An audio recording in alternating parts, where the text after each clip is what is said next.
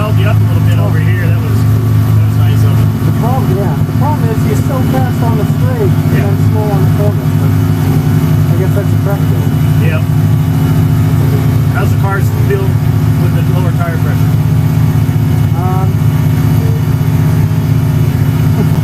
Feels better on the low speed, but not as good on the high speed. Okay, so we'll leave them where they are then. Yeah. Just leave them where they are. Although, the only thing I'm curious, is there a pressure difference between left and right? There.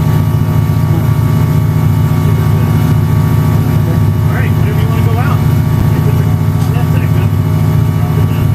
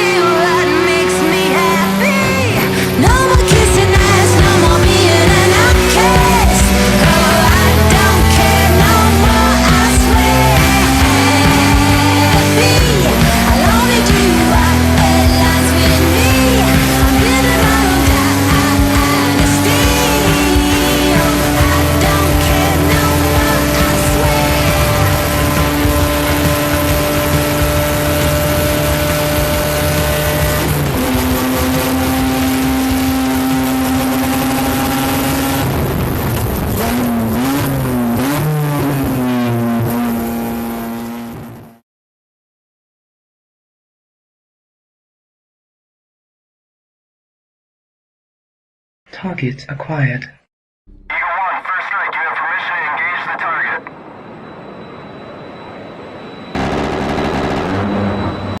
Warning: the following video contains explicit language which may be offensive to some viewers or inappropriate for children. The content within this video is intended for mature audiences only. What's up, everybody? Welcome back. We're doing a chill stream tonight, guys. It will be a semi-open panel. I'll have some people up if they want to come up. If they don't, that's fine too. It's cool. We've got nothing really to talk about. You know, we're just gonna chill. We're just gonna kind of see what happens, see what's up, and that's kind of about it. So, it's always a good time. It's always a good time. I just noticed my other monitor's jacked up. Let me see if I can see what's going on with that. What in the world? I don't think we need an update. There we go. We don't need an update. All right. So anyway, we're gonna have a good time tonight. Just kind of relax, tell some lies, all that kind of stuff. Kokomo CJ. I don't know about the about any. YouTube's never bothered me at all about racing stuff. Even some of the old content that was literally us like doing stupid stuff on the street. So, it is what it is. Tonight, guys, we had quite a lineup of people duck in and say what's up. Agrillipus and 10th Man were both here on the early. Agrillipus was like super early. K2 Keep On Trucking is out there along with Inward. What's up, my man? My man Inward. Mr. Mister is out there doing the good stuff, doing the good deeds.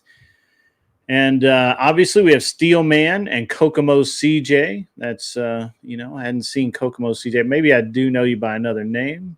That happens with the way YouTube is treating us these days. And it's going to be a good time. It's going to be a good time. So, but no, I had not heard about YouTube cracking down. And it would be weird because like Mav TV, which is a legit, cable network, they broadcast on their own. They broadcast their own stuff anyway. But they simulcast on YouTube. It's very strange to have a problem like that. But I honestly, I can see it. There's always that potential for people to be doing illicit stuff. The Raging Patriot 1776. What is up, my man? Good to see you out there. Throwing out the link to the Discord, throwing it all out. So I really, there's a bunch of different stuff we could talk about. We could talk about last night, what an absolute fucking train wreck the last like 18 hours has been. Fatty apparently tried to have a panel with Andrew and Sarah. Glenn Lawrence was on it for a little while. There were various people on there, and Pearl, I think, was on there. And, they all bailed. And they had their own panel, and it was really cool. The playback is fucking legit, to be honest with you. I watched a little bit of it today while I was out in the garage doing stuff. Mostly dicking around with motorcycles and things like that. But while I was out in the garage, I have something on usually, and so I was listening to the show that was Sarah's last night. I saw Kel on there. Kel did not crash out. She kind of went up against Andrew, and he made fun of her. That was very funny. That was cool. But it was an interesting night last night. So that happened. And then 10th Man and Andrew had a little bit of back and forth about gay marriage, and 10th Man, then had his panel earlier today. I listened to a bunch of it. I think Flo was I think on the right track. I kind of agreed with a lot of what Flo was saying. And then Glenn Lawrence had a great stream today. I contributed a little bit to that. Not a ton, just a little bit here and there. What's up, Nate? How are you doing? Yeah, 10th Man did kind of lose it last night. He had a long day yesterday. He had a lot of frustration. I honestly, I think that he would have handled it a lot better. But, the last 36 hours, he had been on my panel with Kel and then what's his name? Say kid's name? Ryan. Ryan came up and 10th Man kind of lost his shit.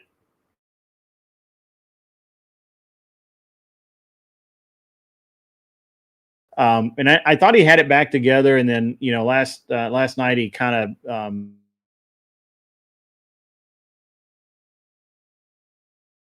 oh damn it, motherfucker, son of a bitch! Sorry guys, there's something going on either with the software or with my internet lagging out, and I do apologize. Only a Mr. Bill. No, I don't think you should feel bad about that. I don't think 10th Man would want you to feel bad about that. He's probably watching this now. But it's one of these things, guys, where, I think 10th Man is usually a little more reserved, but I think he felt, maybe picked on. That's not really the right word. He felt a certain way about the way Andrew was talking about gay marriage, even though I don't really think that it would affect 10th Man at all the way Andrew was talking about it. But that's okay. Maybe he should have left it for the 11th Man. Maybe, I don't know. That's I don't know.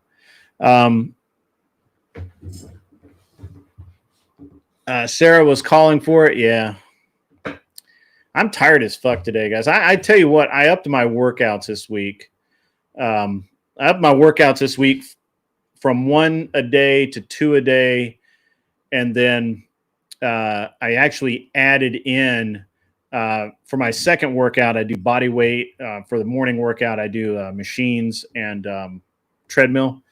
And my ass is kicked this week. Just straight bounced. I mean, I feel like shit. I mean, I feel good, but I hurt. You know what I mean? It's hard to explain. You need to start working out again? Yeah, that's truth. Fredo says if I hire him as a PT, he'll get me shredded. Fredo, you come in the debate con, my brother? What are you doing, man? Come up on the stage, man. Go get a link over in the Discord. Come on up here, man. Let's talk. Let's chat. I hadn't talked to Fredo in a while. Need some weight? Yeah. Kettlebell, my brother. Kettlebell.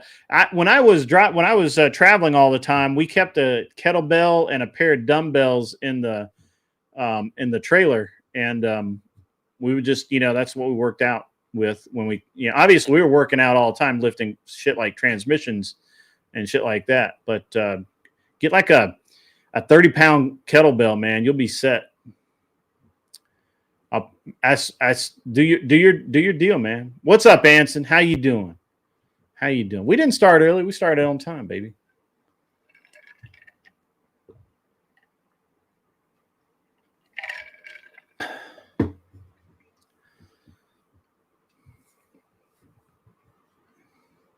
Yeah, adjustable dumbbell. We used to keep like 20-pound dumbbell, a pair of 20-pound dumbbells and a 30-pound kettlebell and a jump rope.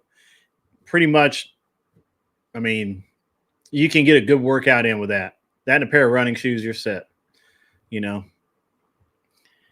be shocked at what just taking a 1 mile hit run, where you do like 2 minutes of walking, 1 minute of running, 2 minutes of walking, 1 minute of running, so on and so forth for a mile. You'd be surprised at how much that's just going to hurt.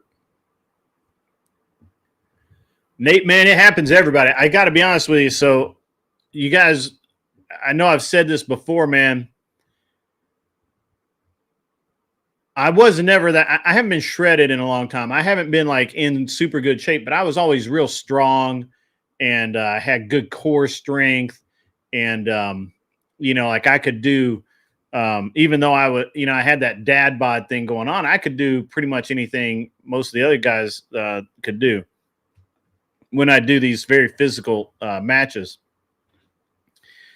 And I hurt myself in 22.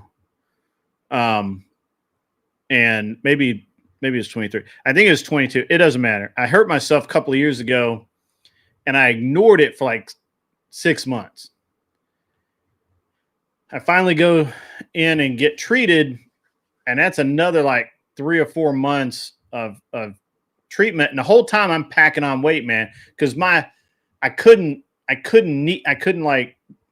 do squats. I couldn't if I knelt down, it could be, there's a good chance it was going to take a lot to get me back up. So I just didn't have, I just had a lot of pain in my hip and knee, and that limited the mobility a lot. And dude, I just packed on the weight like you wouldn't believe, man. I went from like, I'll freely admit, I was in that like 205, 210 range, and I bounced up to like 230, 235, knocking on 240 by the time it was over. And every time I'd start working out, I would hurt myself again.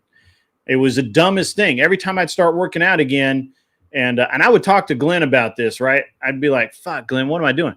And I'd go in and I'd use the machines and I'd do too many reps, too many sets, something like that. And I'd tear that muscle again.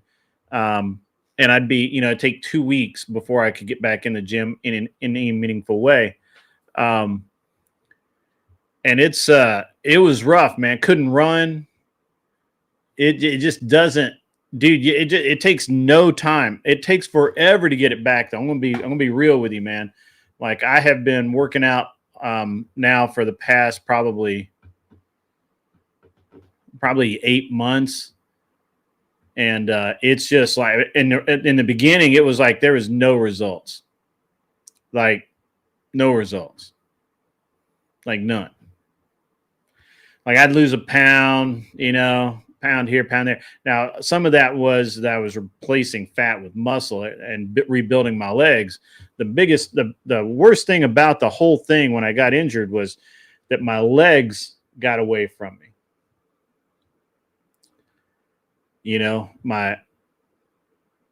I always had really strong legs and a really strong core. And when I got hurt and I was I was walking, but like, that was it. Dude, I lost a lot of strength in my upper legs and my calves, everything just sucked so bad. And I'm just now getting it back. Like it's taken a year and a half. No shit. And, my wife gave me a bunch of shit because I'd start working out really hard. I'd get injured. I'd have to take 2 weeks, 3 weeks off. I'd kind of lounge around. And then, so there's like a month and a half, between like working out at a steady pace and maybe overdoing it to being able to work out again. It's dumb. It's dumb. I'm smart in a lot of ways, but not in keeping myself healthy. You know what I'm saying? So, I mean, I'm healthy, but you know what I'm saying? Yeah.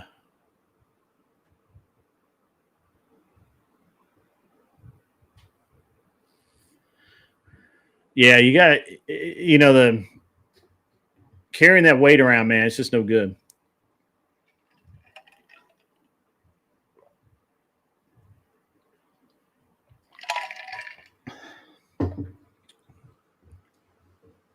But yeah, when I was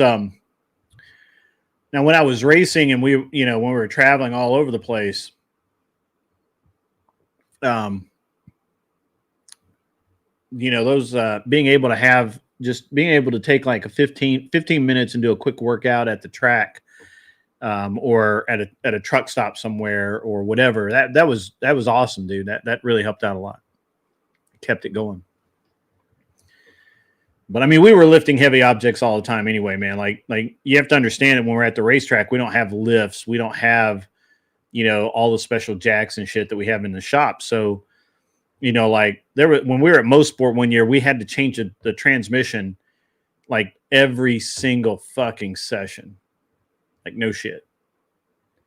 And so car would go out, they'd do a 30-minute session. The guy, driver come back and he'd be missing third gear, because the shift fork had jumped or something out of the slider or something like that. And I'd have to pull the transmission apart, put it back together. But so what the guys would do is they'd literally put the car up on jacks, pull the transmission out, put the new transmission in, give me the transmission. I'd throw it on a bench and rebuild it right there, right then. No problem. Just let's get it done. And but we got really good at changing that transmission, man. And yeah, slinging tires, man. That's a good workout. You sling some tires, baby.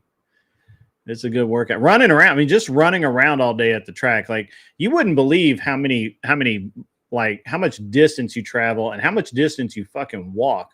Because, it's always the case at least with us, that wherever we're parked or paddocked, wherever the track is far away. So the driver gets to drive his happy ass down in the car. But the rest of us had to walk or run down. And a lot of times we'd have to pull the tool trolley with us. And the tool trolley, the fucking pit cart was massive. I mean, it was massive. It had air tanks and jacks and all the tools that you take racing. And, it was massive as fuck. Badass. Yeah, I watched it this morning, Mr. Bill, and I got to tell you, man, it was kind of a train wreck, man. I don't think that they team up, Nate. I think that Ryan and 10th Man may have come to some sort of truce, but they're not on the same side. Ryan's like this virtue signaling weirdo that believes that trans people are, they deserve all of this stuff for no damn good reason. And I agree with 10th Man that the trans movement is a slight, whatever you want to call it, against the gays. So I've had enough fun poked at them. What's up, Joseph? WW3Zer. Okay. All right. Kai Hernandez. What's up, man? YouTube unsubbed you? Yeah, man. So here's the thing, guys. I've said this a couple of times, and you guys may not have heard it, but this is what happens, all right? Or what I think has been happening. So back in November of last year, we had a little bit of drama go on. All right. Look, nothing much. I got rid of a mod. I started hey, what's up, Sage? Had a couple of different things kind of, pop up, had to deal with. One of the, since that time, before November, we had a pretty good live viewership. We would normally get, I don't know, we were getting up, somewhere between 80 and 100. The daytime shows would pull 40 to 60, it was pretty good. And sometimes more, we'd have more people here. But in November, it was a pretty sharp fucking decline. And Michelle thought that we had been shadow banned, but it didn't really. It really didn't show up as we were shadow banned. So we couldn't figure it out. We've been trying to figure this out, and it was like, what's going on? Why do we have why are the numbers doing what they're doing? So I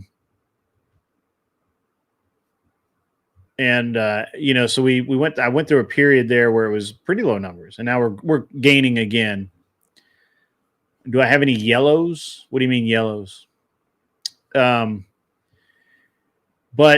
what ended up happening, or what we think is happening, because we've had one person has confessed to this, and we think there are two other people doing this, and that is they will randomly report my stream. And when I talked to my YouTube rep about it, the YouTube rep said that if they get like one report, it's not that big a deal. Hey, what's up, Midnight Newton? How the heck are you, man? Yeah, see, that's kind of the same thing about it. On the money side, no, I don't know what a yellow is. I'm on the money side of YouTube. Are you talking about yellow super chats? We have those quite often.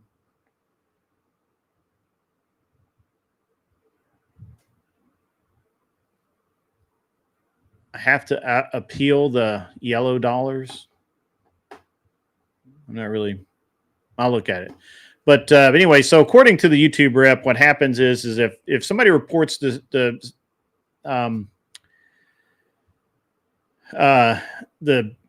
show, if somebody reports a stream, like one person or two people, it's not a mass reporting, so they don't really care that much. The AI looks at it. The AI never finds anything because we don't, I stay in TOS. I don't do anything stupid for the most part. And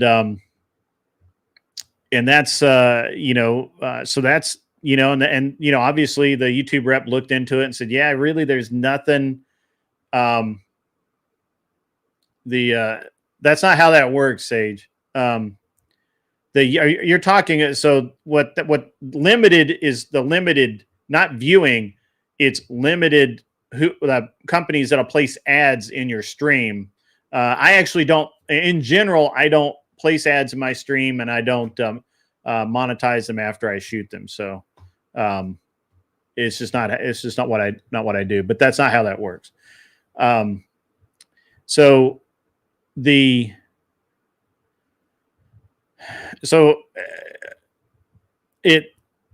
feel like I know who. I know one because they admitted doing it.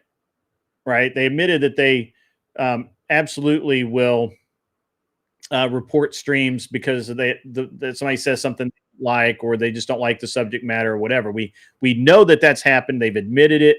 Not on my channel. They admitted it somewhere else. But they do come here. We know they do. And but that's just one person. We think there are two others, maybe three, that just randomly report the stream for no damn good reason, whatever. And so,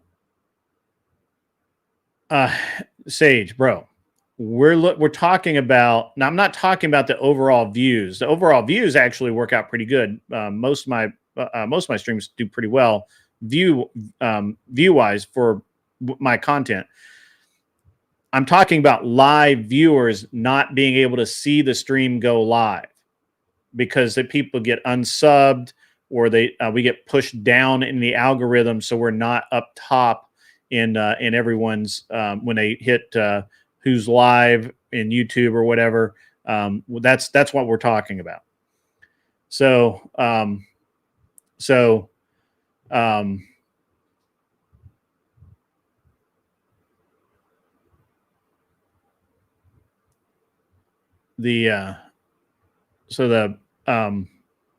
but yeah, so it's but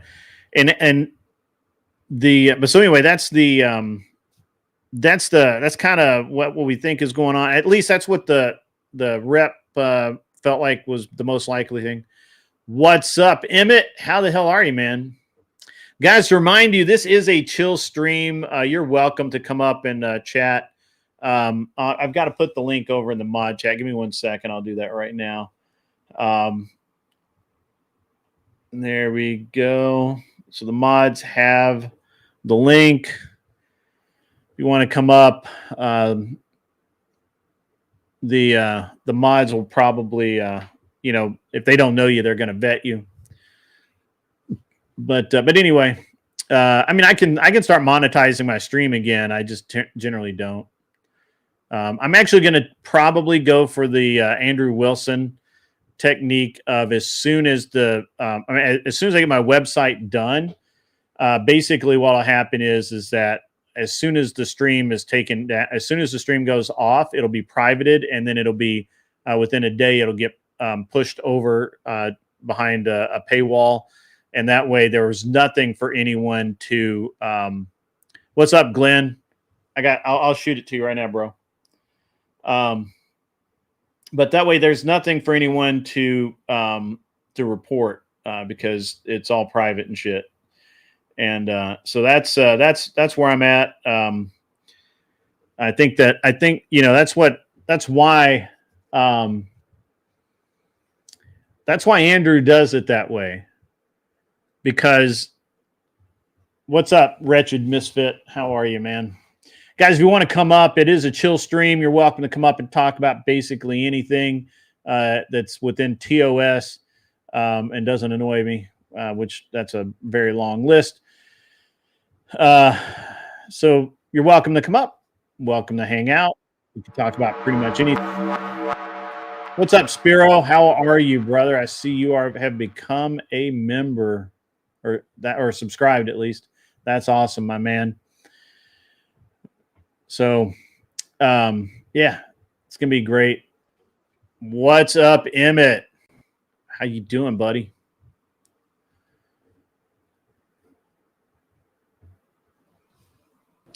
Hello. Can you hear me? Yeah, I got you, man. I got you. I got to turn my volume down a little bit. I have my volume up. Okay. Yeah. I'm doing good. How are you? Great. I'm good, man. How are you? Doing fine. Excellent. I've been catching some of your work lately. You're really busy. Agrillipus, right. I'm doing kind of like Andrew does. All his lives go to a website, which you have to pay to get the content. And we're just I'm probably keep it the same as the membership for the YouTube membership. Not very much, but the reason for that is because, and I talked with Andrew about this. He used to get mass reported, where I get like one or two people that report, that'll report me here and there to just knock me out, knock my algorithm down.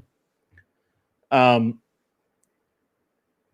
was getting mass reported where his videos would get taken down for 3 or 4 days before he could put them up. And then of course they've lost all the momentum.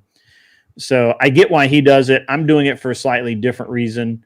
First thing I'm going to try and do is I'm going to try and figure out who's reporting it and try and put a stop to it. I think there are 2 people that are reporting it and on a regular basis. So, but my YouTube rep is looking into it.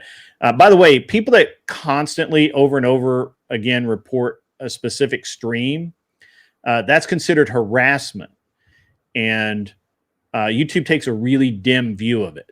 So I'm not going to do shit. YouTube's going to do it because they're watching my account now to see which of my episodes get flagged and who are reported and who's doing said flagging. So if you are, if you're watching this on the pod, or if you happen to be in the audience now and you are the person that's doing such malarkey, you probably ought to stop before YouTube torches you, because they take that shit seriously. They really do. So, right, Emmett? So you're going off YouTube like Andrew is kind of. Well, I don't know how soon I'm going to do it. I'm really trying not to, because it's a lot more work for me, and I don't have a Mr. E to do that shit. So I'm really trying not to. What I'm really trying to do right now is I'm waiting for YouTube to nuke whoever's doing it. Right. Yeah, that makes sense. And or hopefully they'll just fucking stop because they don't want their channels nuked. Yeah. You said you were looking at my work. What do you mean by that? Oh, I've watched you when you're doing all of your pixel art. Yeah, pixel art and the CAD drawings and shit like that. Oh yeah, that was pretty cool. Cool. Yeah, actually, do you like yours? I liked when you were doing the lighting effects. That was cool. Did you like yours? I haven't seen mine. Do you Yeah, you have one? did. Yeah. No. Oh, Did yeah, I? Yeah. Yeah. I don't remember. Look man. into go to your Discord. Go to general. Uh-huh. Go up a little bit. In general, a little bit Yeah. up. I'm climbing up. How far back are we talking? It's right now in general in your Discord is 2 posts, 4 videos. Then it's you saying "lol," and then it's me, and it says, "Where did you left your car?" Oh yeah, that is funny. That's pretty. Oh, okay. I thought it was. I thought you had done like a big. Yeah, that's actually pretty cool. I look like. With your Crucible hat.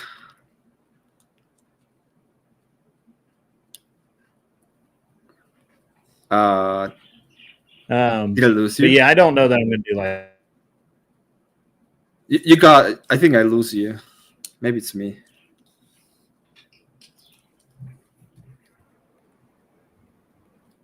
Can you hear me?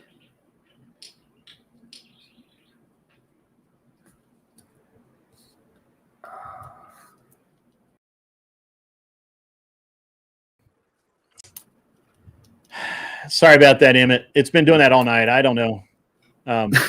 Yeah, no worries. It's fine. $5 from K2. Emmett. Have you heard that song? No. Oh Lord. Oh. I've heard you guys have been making songs over on On Abe's channel. Abe's Yeah. channel. Yeah. Yeah.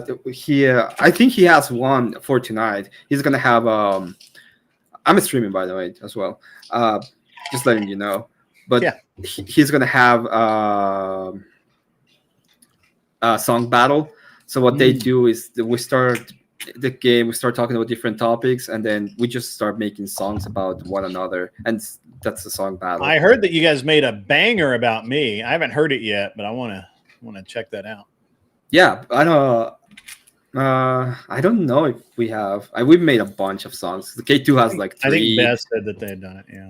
I have 2 or 3 too, and the one that become popular was the Emmett song. It's just like a rap. It only says my name, Emmett.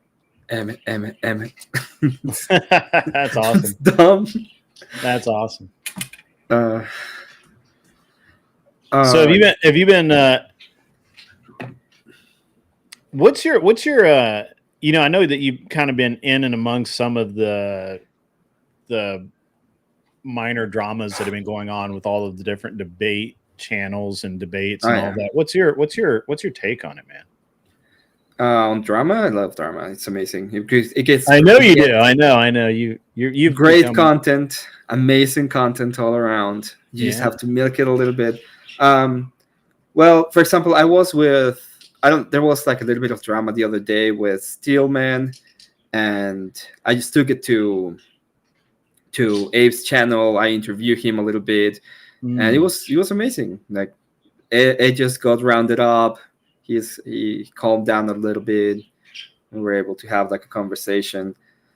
Most of the time I think it's usually a misunderstanding, and 2 people get mad and they don't know how to handle their feelings, and that's it. Yeah.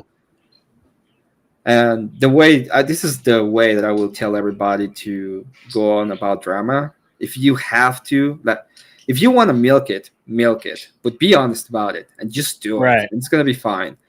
If you don't want to deal with it, and you have to address it once. It doesn't have to be an apology, just one address, and don't ever speak to it again, and that's fine too. And if it's something completely dumb, you don't even have to address it.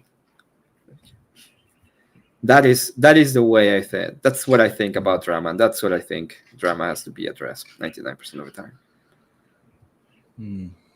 I'm gonna have to download the greatest clip of all time, though, which is the Ryan one, where Kel just tells him how. That was a great. Yeah, I'm actually gonna. I'm gonna go shoot tomorrow. But after I get home from shooting, I'm going to. I'm gonna do a bunch of video editing, and that's when I'm gonna edit up. That is so good, man. It is just so good. I've been playing it at the beginning of my stream because it's so good. You just put it Where, on. where Ryan comes in. Yeah, when Kelly's just laying it down. Ryan. Oh, it's so good. I gotta show. You know who's really gonna like this. Give me 1 second. I've been also meaning to speak to you about the Grace debate for a while. I know they're non grata. Okay. When that was happening, I was like, damn, I have to go into Greets, but I was just so busy at that moment. I was finishing school, everything was happening at the same time. You seem a lot more what's the word I'm looking for? Calm. Well, yeah. Right now I'm trying to figure out what I'm gonna do. I am also like putting some time into this. I've been doing pixel art like a little bit more. Mm-hmm. I made well, I don't know if you know, but Rob's been playing D&D on Wednesdays. So I made his character in pixel art. And I'm gonna wait till next Wednesday to go into the EODs and show everybody his character in pixel art. I'm gonna show you before I do that. And it's awesome. Like I want to go ahead and start the Grace debate. So I actually I thought you did pretty well. That's awesome. I thought you did pretty well in the Grace debate. I've been receiving like some criticism, and most of the criticism is like you should have been way more aggressive and attack her more and be like more be more aggressive with my points, right? That's mostly what I've been getting as a feedback. And I don't know if they realize these people are the Thorpes. Mm-hmm.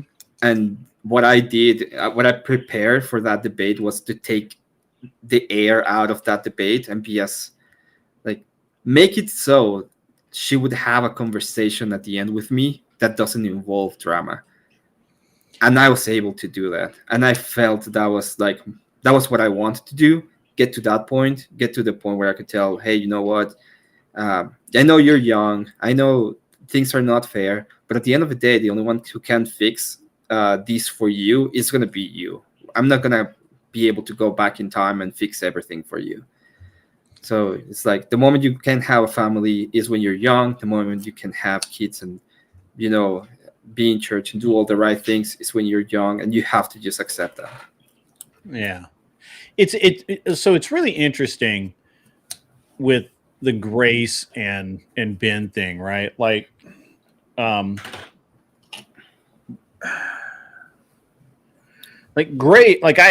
always thought that Grace had a good on-screen presence. She speaks well. She very easily could be a very successful streamer. Live stream, pre-recorded, whatever. Mm-hmm. She could do makeup stuff. She could do. I mean, there's honestly, I feel like that she's pretty adaptable, right? The problem is that she's just tied to her dad, and Ben has some really strange idea of what success is supposed to look like. Personally, and I've said this before, I think they hate success. I think they absolutely hate the idea of it. And look, so and it's unfortunate Kel's not here to hear this, but so Josie and Kel both were taken in by Grace saying that she would fly out to whatever and be on whatever if they would help her do that, if they would get her the in, because Brian doesn't like her or whatever. I don't think Brian gives a shit. Brian doesn't give a shit. He wants drama. He wants people like Grace on the show to some degree, right? Yeah. So the reality is Grace doesn't have a fucking driver's license. She can't fly. So if she so let me ask you this. You're a smart man. You're an educated man. If you tell somebody that you are all in on flying across the country to be on a program, knowing damn well you don't What do we call that in normal society? You mean like lying? Yeah, lying, bullshitting, deception, con artist, fucking someone over, Yeah. all of the above. Well, if you have a commitment and you cannot actually commit, that is bullshitting. It just is. It's what it is. Yeah, you're just fucking lying. And so when somebody then, and the worst part is that these people continuously take Grace's side.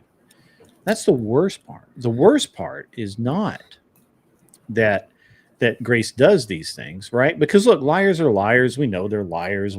There are people that I talk to in this environment quite often where I'm like, I fucking know you're lying. Like I know, I don't know what you're lying about, but I know you're lying. And it's okay because I know it. And therefore, I don't actually put any weight into what you're saying to me right now, right? Yeah. But if you are that type of con artist where you're like, oh, I'm going to get, I'm going to just lie and I'm just going to tell people that I can do this or I do mean it or whatever the fuck. Then that's a very specific kind of evil, don't you think? So let me get this right, so I know what happened. Because I have no idea. Like I had the debate, I lost enough brain cells studying. Yeah, I got you. These people. Sorry, I got something in my eye. I apologize. So just no worries. So the question I have is, she was gonna fly from whatever she is right now to Los Angeles, and the idea was that Kale was gonna go pick her up and take her to Santa Barbara. Yeah. So here's how this was going to work out. This is how this went down. So remember, we had a debate show where Grace came on and she met Kel, and Kel's like, oh yeah, I went on whatever, and Grace is like, oh, can you get me on whatever? And she's like, oh yeah, I'm going back on in a week or two or whatever it was, blah blah blah. And then and they were like, oh, let's keep in touch. I'll go on with you or whatever. And then so this was the setup, right? Yeah. And then Grace, keeps at, so Kel, in good faith, because she thinks she's operating in good faith, she doesn't have, she doesn't know any of this, right? She thinks Grace is a great person, good human. Yeah. Like most people do when they meet Grace.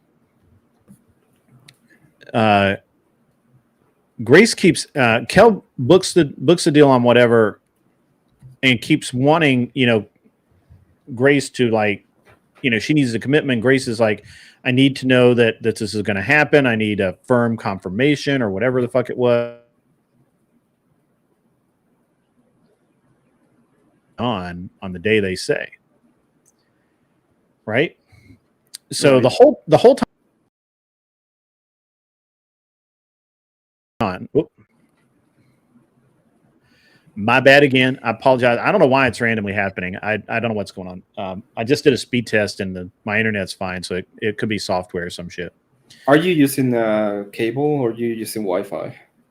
Cable. I have a Cat 6 or 8 cable. I forget which one it is.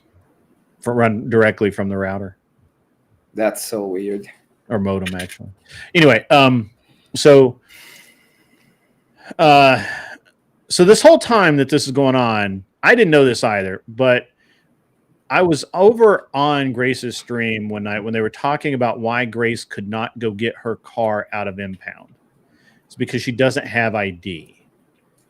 She's got some insurance card or something that in her state it allows her to drive her car from the impound lot home. But in the state the car is in, they require an actual driver's license. She doesn't have one. Whatever. So without a real ID, it's very difficult to fly. Really need a passport. And so I don't, and this happened, the same thing happened to Josie. The same exact thing. Grace is like, I'm going to do it. I'm going to do it. I need confirmation. And then, I can't go. Like last minute, leaving Josie hanging. Same thing happened with Kel. Kel's left hanging. And again, it just seems to be a thing, right? Like, I'm not saying that it's good, bad, or indifferent. I'm just saying it's a thing. And why would you do that? Like, that just seems really weird. Knowing you can't fly commercial and trying to, talking about it. So, Yeah, Grace left Kel hanging. Why doesn't she get an ID? I don't fucking know, Nate. She could get a passport. I don't think it's that hard to get a passport nowadays. I have no idea why. I have no idea why the Thorpes do anything they do. Well, besides drama, I don't think they have any reason to do anything, to be honest. Yeah, I don't think. I mean, it's just a weird deal, man. Like the whole thing with them is weird, and like this whole attack on Andrew lately. Did you see the actual stream? Because I watched almost all of it. I saw a lot of it, but I was in and out, and then I went to bed. I woke up to like nuclear holocaust on the internet because so I went to bed, and Andrew was having fun, kind of arguing with the Thorpes as he's driving back to Michigan. Mm-hmm. Apparently, when he went offline, and I've not heard this, I've not gone back to review it or anything, and they may have pulled it down. I don't know. But my understanding is that Andrew, says, "Okay, I'm done. I'm going." And immediately after he left, the Thorpes started in on Andrew, just saying all kinds of bad shit. And one of the things they dove into was Andrew's son, who is deceased. Mm-hmm. And who died tragically in an accident with another young man driving a pickup truck. It was, they live in farm countries. It's not an unusual thing. Yeah, it's very normal. Very normal. And so, and Andrew's son died. And, I can't think of anything more reprehensible. Like, I can't. Like, I can't even imagine that. There's been two people who have, there's been more than two, but there's two people that I know of who have made like an attacking video. One is Venti, Brittany Venti. Yeah. Is I don't know who watches that goblin, and the other one was she's a cock gobbler, so nobody gives a shit about Brittany Venti. And the other one are the Thorpes, and both times it's like the worst decision you can make in your life. It's a bad decision to. I think I talk about it in my stream, and I didn't even want to say the whole thing because it's so bad form to talk about the deceased kid. It's just so bad, Imagine we have a fallout, and the attack comes from me attacking a kid that has deceased. It's, I don't know, that to me is one of those despicable things that you do, and they are completely and absolutely wrong. I was watching your debate on, wasn't that debate? I was watching you and Ryan and Doc and Kel in this panel with Glenn. And I would have not, I know you had like a bro moment with Ryan, you were trying like iron it out. I would be like, you know what you're doing. You were trying to say that it wasn't that bad, and you didn't disagree with them, but since they say things that you don't agree with, everything is fair game. And I don't think that's fair game at all. So I have an interesting viewpoint on Ryan and everything. Give me 1 sec, we'll get into it. Hey, ladies and gentlemen in the audience, if you would like to come up and talk, this is a chill stream. We are chilling. We're talking about basically anything you want to talk about. Within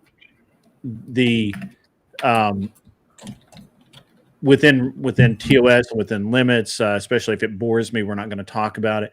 But one thing before we get too far into this, I want to say that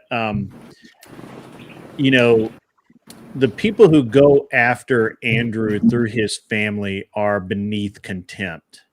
to me, right? Like if you do that, I'm just not going to interact with you anymore. You're not worth interacting, right? The deal with Ryan, just to kind of swing this back towards what Emmett was talking about. The thing is with Ryan is that I don't dislike Ryan, and I think Ryan really wants to be liked. And so I'm okay having Ryan around. I'm okay having him on the show. He does provide kind of a punching bag, if you will. And that's okay, right? Like we all need that sometimes. We all need that guy. But I don't actually like Ryan that much. I don't like what he says, obviously. I don't like the way he says it. And I really, so one of my biggest complaints about most leftists is they always come at you from this very strange emotional place, and they're super smug about it. Whereas most conservatives that I know, even Andrew Wilson, who you could label as aggressive and somewhat arrogant, I am personally very arrogant. I know I come off as arrogant. I know I come off as cocksure. I know I come off as all of those things. I get it. But when I'm talking to someone such as yourself about a subject, I try and leave that out of it, right? Like I try and have a legitimate conversation. And now I'm not going to back down if I know something, right? If I think I'm right, I'm going to say I'm fucking right on this, right? Now, if you can prove me wrong, great, you know. But I in general try not to act smug, right? Or have that I try and pull back as much of the arrogance as I can. Whereas I think Ryan exemplifies the opposite of that. To me, Ryan is always being very, very arrogant and very smug. And he shouldn't be, because most of what he's saying comes from ChatGTP or Grok or some shit. And he doesn't vet it. He doesn't research it. He doesn't do anything like that. So he's just taking that, whatever it says. And he'll always say, well, you know, I know it can be wrong, but it says it, you know, and I'm like, who the fuck cares? I can be wrong, but you have to prove me wrong on my data that I brought forth that you have not had the time to check. But I'm going to go ahead and pretend that I am correct while I tell you that you're wrong. Yeah. And Silvar, you're right. Andrew matches energy. We've all seen it. We've all said it. You know, I'm certainly guilty of, you know, of not necessarily matching energy. You know, I will come at you pretty hard, whether you've come at me pretty hard or not, right? I'm not Andrew. So, and I don't, you know, I'm just not. I'm not. Andrew's a way better man than I am. One of the things that they were telling me is like, well, you should be more aggressive. It's like, well, I'm not Andrew Wilson, you know. I'm not gonna. I know that I don't have the charisma to go against a pretty lady and be all mean about it, and then pretend that I'm just gonna win it because you people think that is best when they want drama, and they're better at handling drama because they've been in it forever. That was kind of like what I was trying to do. Like I want to take away all of the drama away from it, and that specific debate with Grace. Also, I just want to say something real quick. K2 says that he told Kel that Grace didn't have a driver license like a long time ago. In chat, really? He was just telling her that she couldn't fly. Yeah. I don't understand. I mean, I know that there is a way you can fly without ID, without a driver's license. You have to fill out some paperwork and stuff. And I'm sure that if asked about it, they would say that's what they were going to do. But let me ask you this, Emmett. If I was lacking a critical piece of being able to do something, and I didn't tell you about it. And you came to me and said, hey, what's up, Grid? You ready to go? And I'm like, hey, you know what? I don't actually have X. I had to do this other thing that takes some time, and yeah, I gotta wait. To do it. And so what would you think about that? Well, that is pretty much. It would be the kind of fraudulent. Depends on what we're doing, right? But if let's say that if we're actually making some kind of business, at that point, there is even grounds for suing. Yeah, for fraud.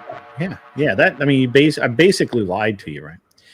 I want to give a shout out to Agripolis. Agrilepolis. Mm-hmm. I say it really fast, and it's Agrilepis. But anyway, because I'm from the South, we say everything is like as few syllables and all the same syllables as we can. Like Lebanon is Lebanon. The A's in there. Anyway, thanks so much for the gifted subs, my friend. I really appreciate that. That's awesome. I really do appreciate that. The grift has been thin lately, ladies and gentlemen. I have not been really I don't really grift enough. I don't excel at grifting, Emmett. I don't. It's okay though. It's okay. I'll find these guys are also just saving his dollars because they know that there's an invasion today, and they're like trying to be there and give his $5 to Andrew. You know what? Andrew doesn't need it as much as our millionaire friend here. Okay, so go ahead and put it into his wallet instead. That's a kick in the balls. So all of the money, Emmett, that I've made over the past like 3 or 4 months, all of it is literally going into we got a TTS, it looks like. Oh, awesome. I will shut up. Why is it not TTSing? Oh, because of it'll TTS after the memberships go through. It'll only do one at a time. All right, let me know and I'll shut up. Yeah, we'll get it. But Spiro has the link. Awesome. He can come up. What's up, John Smith? How are you, sir? How are you? Yeah, no, I think you're right, Emmett. I think the way you're looking at it, I think your viewpoint is pretty solid. It's pretty solid. I don't need to grift, but all of the money is going to the party that we're doing. And basically I put all the money back into the channel anyway. What's up, Spiro? I think this is the first time that you've been on my channel. Hello, Spiro. You may be figuring out check your sound settings on your mic. Oh man, there we go. Oh, we got you. Hey everybody. Professional streamer, everyone. Emmett, how you doing? Good to see you, brother. Good to see you. Thought I'd pop in because Grid One, you and I have run around the same circles, and you're talking about Andrew and the kind of stuff he's gone through, and it's kind of wild that it's taken this long for you and I to chat, but that's also partially my fault because I kind of went hiding into a little corner of my world doing the stuff that I do until I was ready to come out swinging. But I appreciate what you do, and so I have watched your work before, and I know I've seen you do stuff on whatever. I've joined you on whatever, popping in like super chats and stuff like that. So yeah, it's fun. And I will grift for you. I am now going to shut up. I don't know if this is going to work. This might actually work against you, honestly. I'm going to shut up and nobody will hear anything I have to say until they pay you at least another $10. There you go.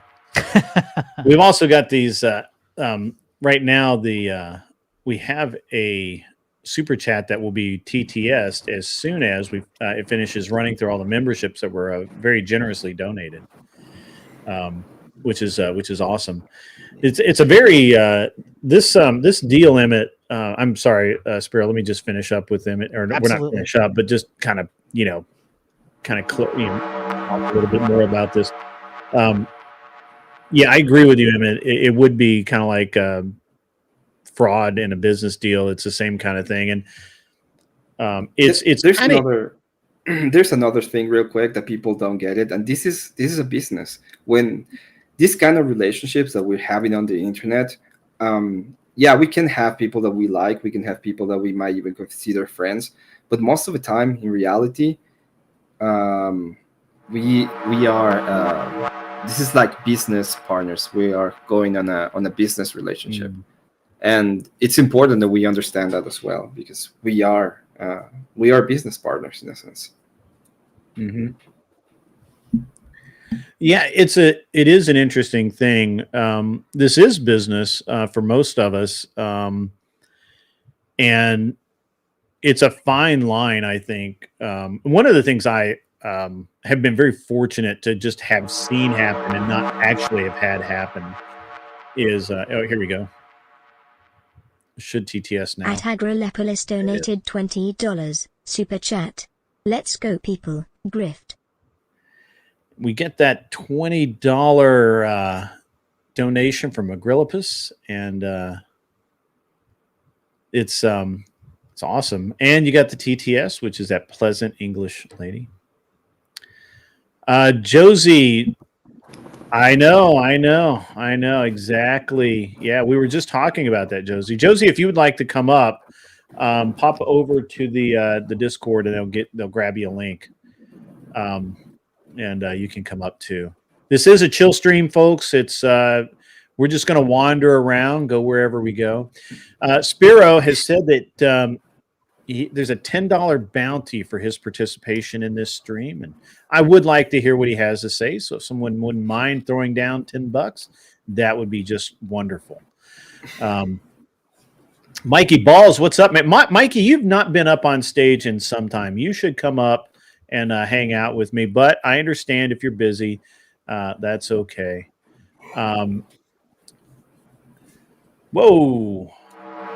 Awesome. This is quite amazing. You see, At Agrolepolis donated $100 You're welcome. super chat for stream I'll fund grip November for you. fund. I will take full credit for Agrolepolis's, donation there. Agrillipus knows that what I've got planned for my badass event. Are you coming to DebateCon, Spiro? Unfortunately, I can't. First of all, I'm in Canada, so the only way I can get there is through Meese, which is the multiple of moose. And the only transactionary monetary funds I have is maple syrup. And I also have family and stuff here. And unfortunately, because of the stances I've taken, I don't have a lot of work right now, which means I'm financially on a tight budget to begin with. So I can't do it. Okay. All right. Fair enough. So Spiro, we have to make a game, dude. Once we make a game, it's gonna be better. I'm going to taunt you a little bit, though. Give me 1 second. I got to just find where I put this. So I'm gonna, and most of my guys have seen this before, but I'm gonna put up on camera right now, folks, the very badass venue that I'm using for my event at DebateCon. If you have seen this, bear with me. If you've not seen it, prepare to be astonished. So this is the building that I'm renting is on Music Row in Nashville.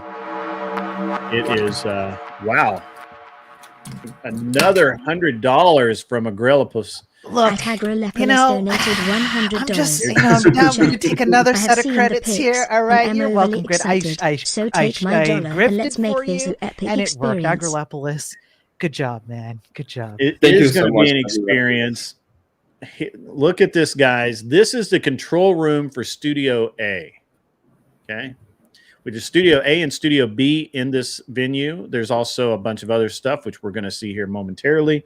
Studio A has a very comfy couch, bar stools, chairs for the sound and video engineers. All of the equipment is there already. There's our comfy couch. There's the windows looking into Studio A. And I believe you can also see into Studio B, but don't hold me to that. I've got to look at the floor plan again. There's Studio A. I got a question real quick, Grin. Yeah, absolutely. Do you have tickets for this event, or it's going to be linked directly to the DebateCon? So there are no. I'm paying. This event is free.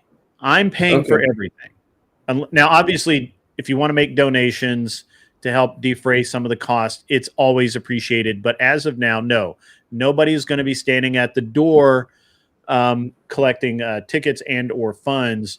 The only thing I ask is that if you show up, you need to have a ticket to DebateCon or be a member of my audience, like a known member of my audience, because this is strict. This is to support James and DebateCon and modern day debate.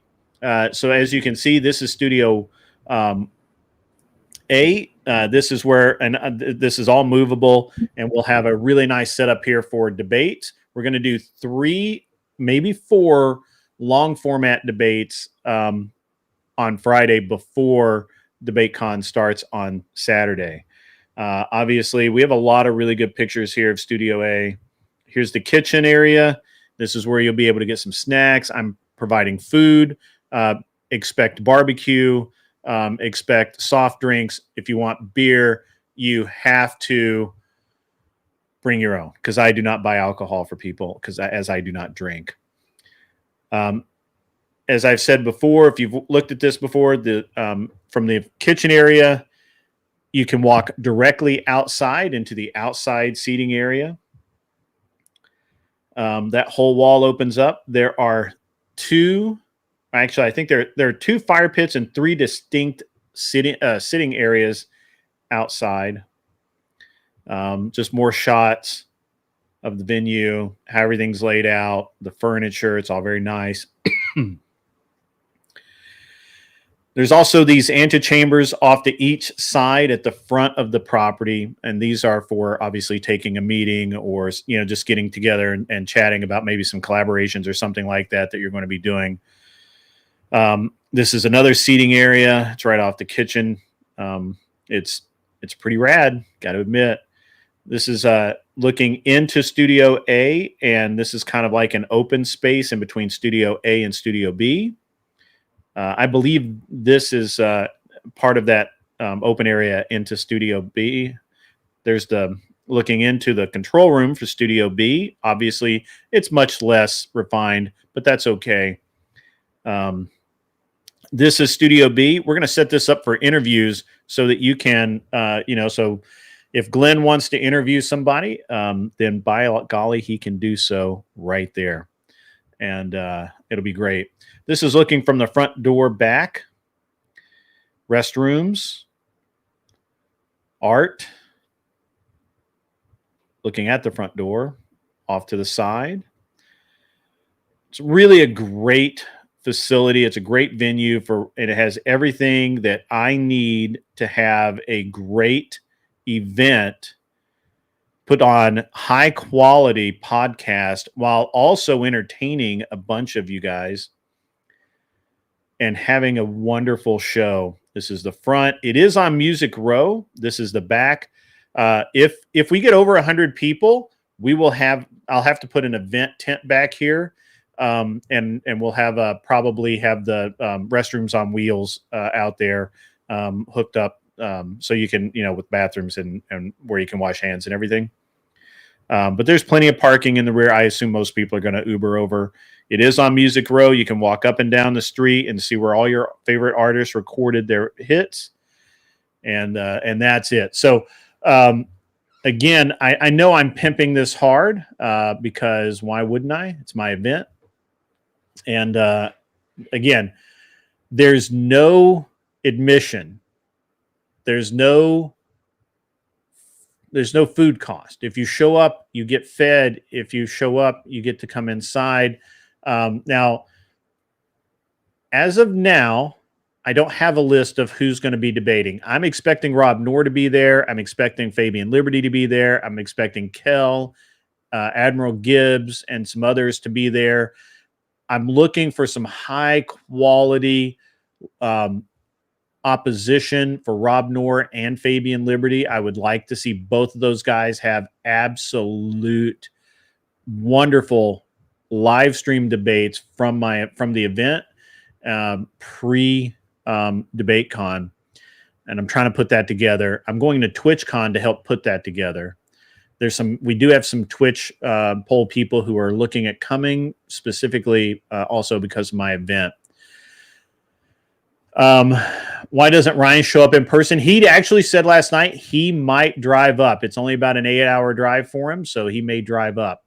Agrillipus, I did see that you will be driving up. There is plenty of parking in the back. No problem, brother. You can park back there all you want. So if you can get to a debate con, by all means, show up. If you are looking at buying a ticket and you know what kind of ticket you want, put it over in my Discord in the Debate Sphere tab. There is a DebateCon 6 tab as well. Go down there, click that, say, hey, I want a ticket, and I want a standard ticket or a VIP ticket or a VIP super ticket, whatever the fuck it is.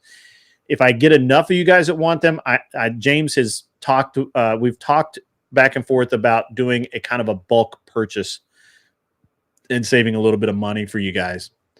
But you guys gotta commit and make it happen. And we got to do it early.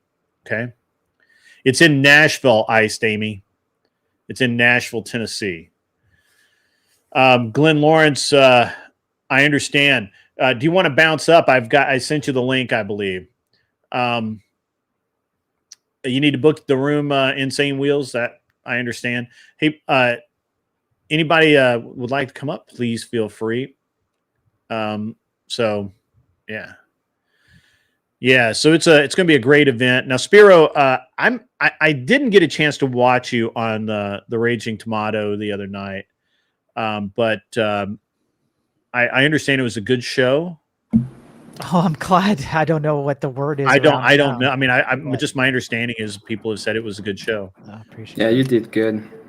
We went through a little bit of your debate, not much, because it takes me like half an hour to an hour to go through any video, apparently. So yeah. But I was there. I saw your arguments. We thought about it, and yeah, I thought you did really good. It was about AI, and the only thing I can really say from my own personal perspective is I think I held my ground. That doesn't necessarily mean that I did a good job. That I have to leave that up to everybody else to make that decision. But I definitely didn't back down. I felt pretty confident that I had some solid arguments, and that I didn't go too far into the weeds. I kept things understandable for just about everyone. Hopefully that's my take on it. I could be way off. You guys are going to have to decide that ultimately, but that's what it was about, and that's why I've been kind of hiding away, working on my own streams for the last 1.5 years, because I've been building up this concept. Which, by the way, Andrew and Rob have helped me behind the scenes. Andrew's debated me privately several times on this topic to help me out. And yes, Michelle Mod, my voice. Yes, I am a typical nerd behind a keyboard, and I sound like a woman. I get called ma'am on the phone all the damn time. All right. Do you really? Oh yeah, all the time. I know it. It's that soft Canadian lilt. It's the low T. Yeah, I get it. All right. I totally understand. I just lean into it. You guys are free to make fun of me because I make fun of myself over it all the time. Okay. All right. She. I knew that you were a computer guy because you're wearing a hoodie all the time. Yes. Yeah, that's the trope. Yeah. That's how you find them. That's how you find me. Yeah, it's like the Where's Waldo of programming. Yeah. Whenever you go into an office and it's like a game designer, this side is the hoodies, those are the programmers, and these guys are the weirdos, those are the artists. It's like that's how it goes. And the guys in the skinny jeans are just there to pick up chicks. It's terrible. Please, no. Oh, PTSD. Oh man, I've been there. Yeah. So yeah. Okay. So yeah, that's what I've been working on. I've been talking about how leftism and the transgender movements and feminist movements and all of these things are infecting the very code that we operate. Literally, it's inside the code. Thanks, F and Epic. I appreciate that, man. You're awesome too. I mean that quite literally. I go over dry scientific papers. I'm a high school dropout, so I'm self-taught, so it's boring, but we read everything. I built up all the evidence I need to start coming out and doing these debates and telling people just how shitty the tech industry is and how they're using AI as a scapegoat, as the ultimate scapegoat. They're hoping that it will be the ultimate thing that will save them from 20 years of bad, shitty tech decisions. It's interesting that you say that. I have a friend of mine who's in the tech sector and in the finance that does all the funding for these companies. And we were actually having a conversation the other day about how right now, if you're learning to program, you're 10 years behind the curve. Mm-hmm. You need to be learning how to work with AI prompts and all of that, because AI is going to take the brunt of the workload. Mm-hmm. And it's not just like one guy that thinks that. It's all the entire as far as the VCs, all of the investors, they're looking at not at actual programmers anymore. They're looking at people that understand and can work with AI, with the prompt engineering and all of that to get the right the right output, right? Right. So it's going to be really interesting. That's right. Grillin' Chillin' 409. AI literacy is the new meta. It is actually. I mean, that's not a lie. That's for real. At least as far as people who are writing the checks are concerned. I need to bounce off, but I will say this. This is the same thing that they said to every single physicist when they talk about string theory. And string theory ended up being complete BS. Which version of string theory? All of it is BS. There's have you ever heard of this? If you want to fight me on that, I can. No, it's going to be completely weird. No, it's cool. So there's this. So I get a little. It's very funny to me because in engine math we have the string chopper theory. No, right? but no. We're talking about No. I understand, but it's interesting because every time somebody says string theory, I immediately go back to the string chopper theory. Do you understand what that is? No, I haven't worked with. I think it has to do with the motor, but I'm not sure. Yeah. So to get X amount of power out of an engine, you need to burn X amount of fuel and air, and the higher the RPM, the less time you have to do that in. Mm-hmm. So the idea to get maximum power is you have to increase the velocity of the of the throughput, right? So that the air has to go in faster, the fuel has to go in faster, and everything has to be you have to get more work done in less time than you did at a lower RPM. And so, but it's the same amount of string or more that's chopped every single time.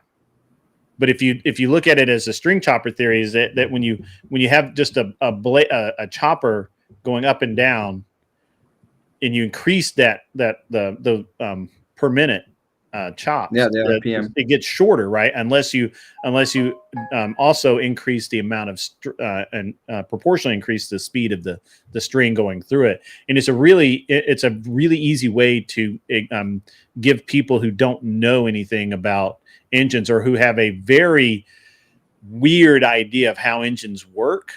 It's a very good way to help them understand why what they think is happening is not what the fuck is happening, right? So yeah, I'm gonna go ahead and bounce. Thanks so much for having me on. As always, great. Yeah, nice seeing you, Spiro. Yeah, have a good one, and I'll be watching from the back, I guess, a little bit. Yeah, what are you working on? Right now, I'm streaming. I'm gonna go with Abe's. I'm pretty much being Abe's co-host. He invited me over. I think he has Nacho on or something like that. American Nacho. American Nacho. Yeah. I'm gonna go there because That guy's okay as long as he's not drunk. And I have the PTSD hotline, so people can call in and just like tell me about a debate. We'll go through it, or just like the struggles with the debate they have, and we can go through it. Yeah. Tell Abe I'm gonna join him on that one in a while. I'll hang out with Grid for a little while, can do a little back and forth, and then I'll go over there. I will, but I gotta run, so I'll be seeing you guys. Thank you so much for having me on man. again. See you, Emmett. Bye, Emmett. Yep. So Spiro, how did you prep for the debate the other night? 1.5 years worth of work. All right. Yeah. Culminating in a single debate. Wow. Yeah. It's the first time I've ever debated like that. I've only ever watched or participated a little bit in the background, much like seeing your stuff when you pop up with super chats and whatnot. And it's taken a long time to build up all the information that I wanted to go over, and I felt confident enough that it kind of doesn't matter. In my opinion, I have so much evidence now, live in front of viewers, streamed, that it doesn't matter who comes at me with anything. I feel confident I can at least hold my ground, if not destroy the argument. Dearden, yeah, you can come up. You have to get the link over in the Discord. It's just a way we do it around here, It's just I gotta keep the riffraff out, So you've watched my show before. What have you? This is the first time you've been on, though. Yeah, it is. It is the first time I've been on. But I have seen you. I've seen you on Rob's a lot because you and Rob are close. I've seen you talk with Andrew, obviously. He's had a lot of people on, but I remember you quite clearly. And I've watched your show here, just kind of learn and just to see what you're about. I've actually never been on the Crucible. Andrew used to pop in, especially for my day shift show, because he would get up, after he'd been on. He would sleep till like noon, and then he would jump on my stream because I would stream at noon. Yeah. And so he was like, and of course that's 1 o'clock to him. So he's like, oh yeah, I'm just getting up. And he would hang out for a little while, and we used to have a great time, but now he's so busy that it just doesn't really happen. Yeah. G1, we need to train you an AI co-host to troll Spirit. All right. Unsubbed, and you're all perma-banned from my channel. Oh, that's cold-blooded, man. That's cold-blooded right there. That's cold-blooded. Yeah. I'm not really sure what that reference is, but it's kind of funny. Well, people like to make fun of me, and rightfully so. I encourage it. It's because I think AI needs to be taken out to pasture and put out of its misery. In particular, large language models. And I understand the argument from the VC perspective. We've gone over the financials on this on my stream. Last year, the 2024 tech industry venture capitalist report showed that 90% of investments in tech are in AI and only AI. And a vast majority of that is open AI. It's not even, a multitude of companies. It's not a spread. All the VCs are basically rolling the dice on artificial general intelligence because that's the scapegoat. And these are the same VCs who have been funding a bunch of other stuff that's been going on in the tech industry, including political ideology, infecting the very way that the code runs on your hardware. And so what happens is that you have these VCs who are now trapped. They have a huge amount of their investments locked into AI, which means even if there's evidence that has come out, which it has, and I have gone over it, not only evidence in terms of metrics over time, but also in terms of the ontological state of AI, just not being capable of achieving what they think it can. So when there's evidence to the contrary that this thing is not going to be what they think it is, well, it's too late. They've already put all their ducks in this basket, and there's no way out. As a matter of fact, the VC report that I pulled up, which is a PDF report from last year, showed a train heading towards you as the person viewing the report, because it's like you're about to get hit by a train, and the report goes into exactly that. It's locked in. There's no out. Either you achieve artificial general intelligence to get your money out, or you tank it. And what's worse is that you have the S&P 500, which about 35% of the entire S&P 500 is held up by the what's called the Magnificent Seven, which are the big tech industries: Apple, Google, Amazon, Facebook, et cetera, et cetera, et cetera. And Nvidia holds the top. They just skim off the top of all of these. They just funnel money around because none of them are actually they're not making a profit right now. And Nvidia makes their money off of the hardware. And so now the entirety of the US stock market is dependent on it's I know people who do 8% of Nvidia. Nvidia holds up 8% of the entire US stock market just based on their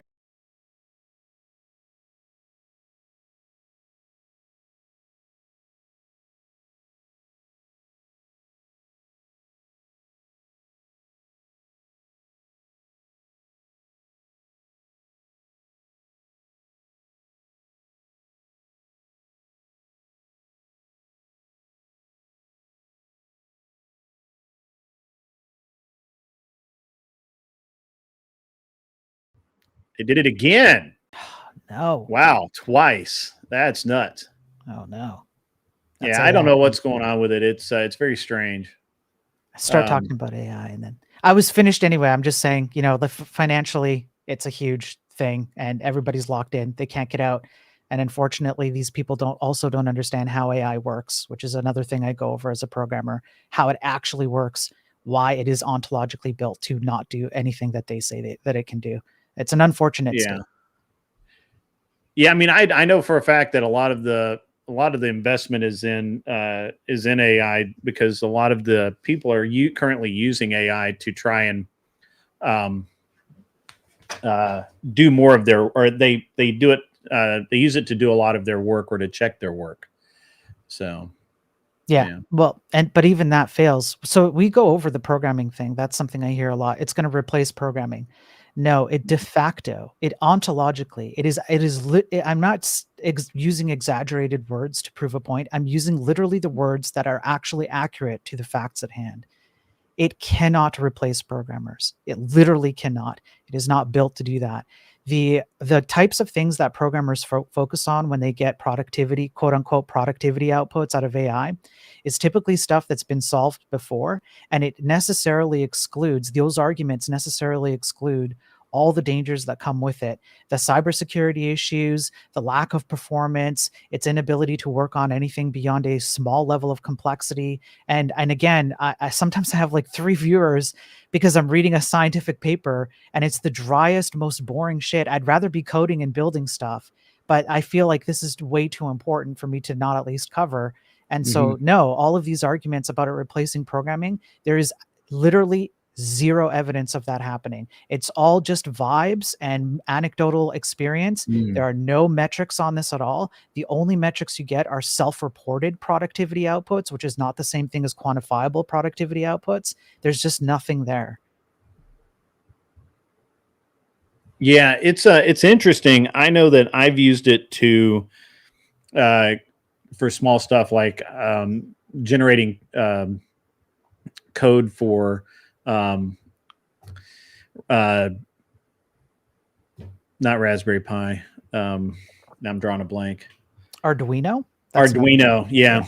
For Arduino, and I have an Arduino that I'm using as a kind of a voice enunciator for my airplane, and I had, because it's just a lot of repetitive code, I had the AI write it, and it was pretty close to right. I mean, there were a couple of things that were kind of like, but it was fine. Right. And, but see, this is the problem though, right? So one, it's anecdotal, but let's just assume for a moment that experience is true across the board and you could prove it empirically. The problem is that you took something, and what people don't understand about the way these things work is that these problems are already solved as part of its training data. So what you're getting is not this thing logically sounding out how to solve the problem you asked it to solve. It's just looking back on pre-solved problems. And if you follow the logical trail backwards, what does that lead to? You need a programmer, because a programmer has to solve it first and then feed it.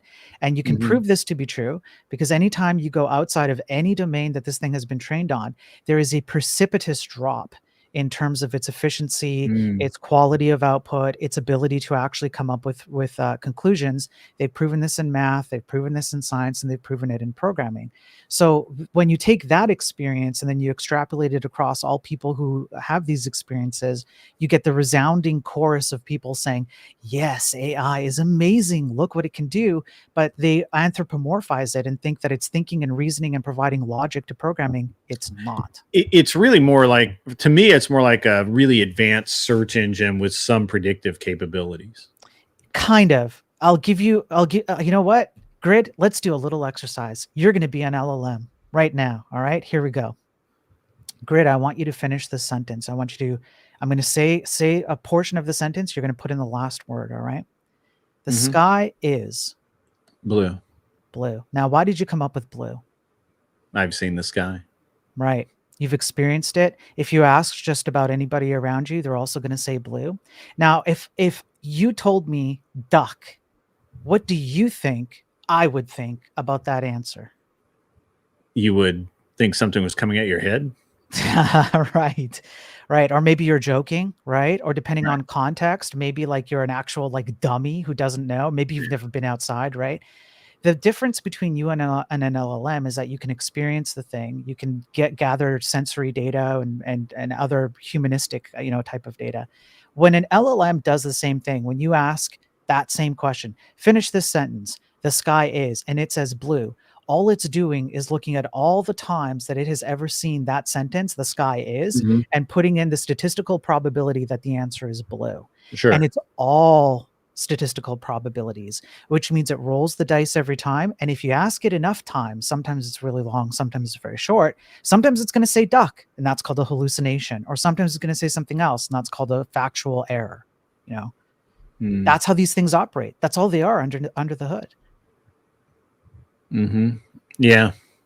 It's going to be interesting to see the future of AI for sure. Yeah, I don't know. I have a suspicion that it's going to, that we've peaked and there's a wall coming really hard. And that suspicion is also based on empirical data that I'm seeing out of the UK. I'm seeing some data out of McDonald's recently pulled back on some AI that they were using for their drive-through orders. Starbucks pulled back on AI for creating coffee. There's airlines that are being sued over their AI providing wrong policies. Even AI companies are pulling back from the entire AI ecosystem, sometimes in full. So I think that's what I think is going to happen, is that there is a natural peak. We've already passed it. These things are ontologically built to not do what we were hoping they would do. And now we're suddenly realizing it. And unfortunately, it's going to mean that a lot of people are going to lose money, because currently right now, the AI bubble is even worse than the tech bubble was in approximately 2008, I think. And that was pretty damn bad. Okay. All right. But the problem is, I piss a lot of people off when I say this kind of stuff. When I say to the tech, so here's some positive news. We have had this, all the utility. Here, let me frame it a different way. The utility that you described with your Arduino thing, what you're describing to me, I see as a positive in this respect. LLMs are showing us the kinds of utilities that people were hoping they were going to get out of the tech industry. So when you talk about that, you're like, man, this is what the tech industry is capable of. I can just type in something and it can give me some code I can run on my Arduino for a relatively simple thing that is repetitive, that when people talk to me about that, the videos that they create and the information they get, it's a sign to me that these LLMs, even if I believe, and I'm 100% right, and I had a magic button where everybody believed me too, that these things are fundamentally flawed and stupid and we should remove them. Yeah, I mean, I gives think us an indication, right? My perception has always been the same as John Smith's, right? AI is only as good as the coding behind it. It's not going to develop a mind of its own. It's not. There's no there's no ghost in the shell, right? There's no like so. We can't even define what our own ghost in the shell is right now, let alone mapping that onto how do you determine the identification of such a thing in a machine. It's not possible. So when I try and put a positive spin, even if there's a wall and there's a huge, issue with finances and whatever, because this thing doesn't play out the way we hope it does, the positive is we've learned what we want out of the tech industry. And the good news, there are a whole bunch of other types that are definitionally not the same thing as a large language model like chat GPT or whatever, but there are other types of things that can provide you the utilities you guys want. We've had them for decades. And the tech industry has been shitting the bed and lighting it on fire and then dancing on top of it. And you guys need to step up and complain about that, because this is not the answer. We have the answers, and it's vastly different. That's the thing. But it pisses people off. It pisses venture capitalists off. It pisses tech streamers off. It pisses off tech influencers. It pisses off people who are programmers. They get pissed off when I say this because they feel like it's a personal attack on them. And then, you know, I sit around and I'm like, I try and find work or whatever. And it's like, oh, who would want to work with you? You know, blah, blah, blah, blah, blah. And like, it's like, man, you guys just don't get it. But what can I do? Right? I can just try and inform people and do my best.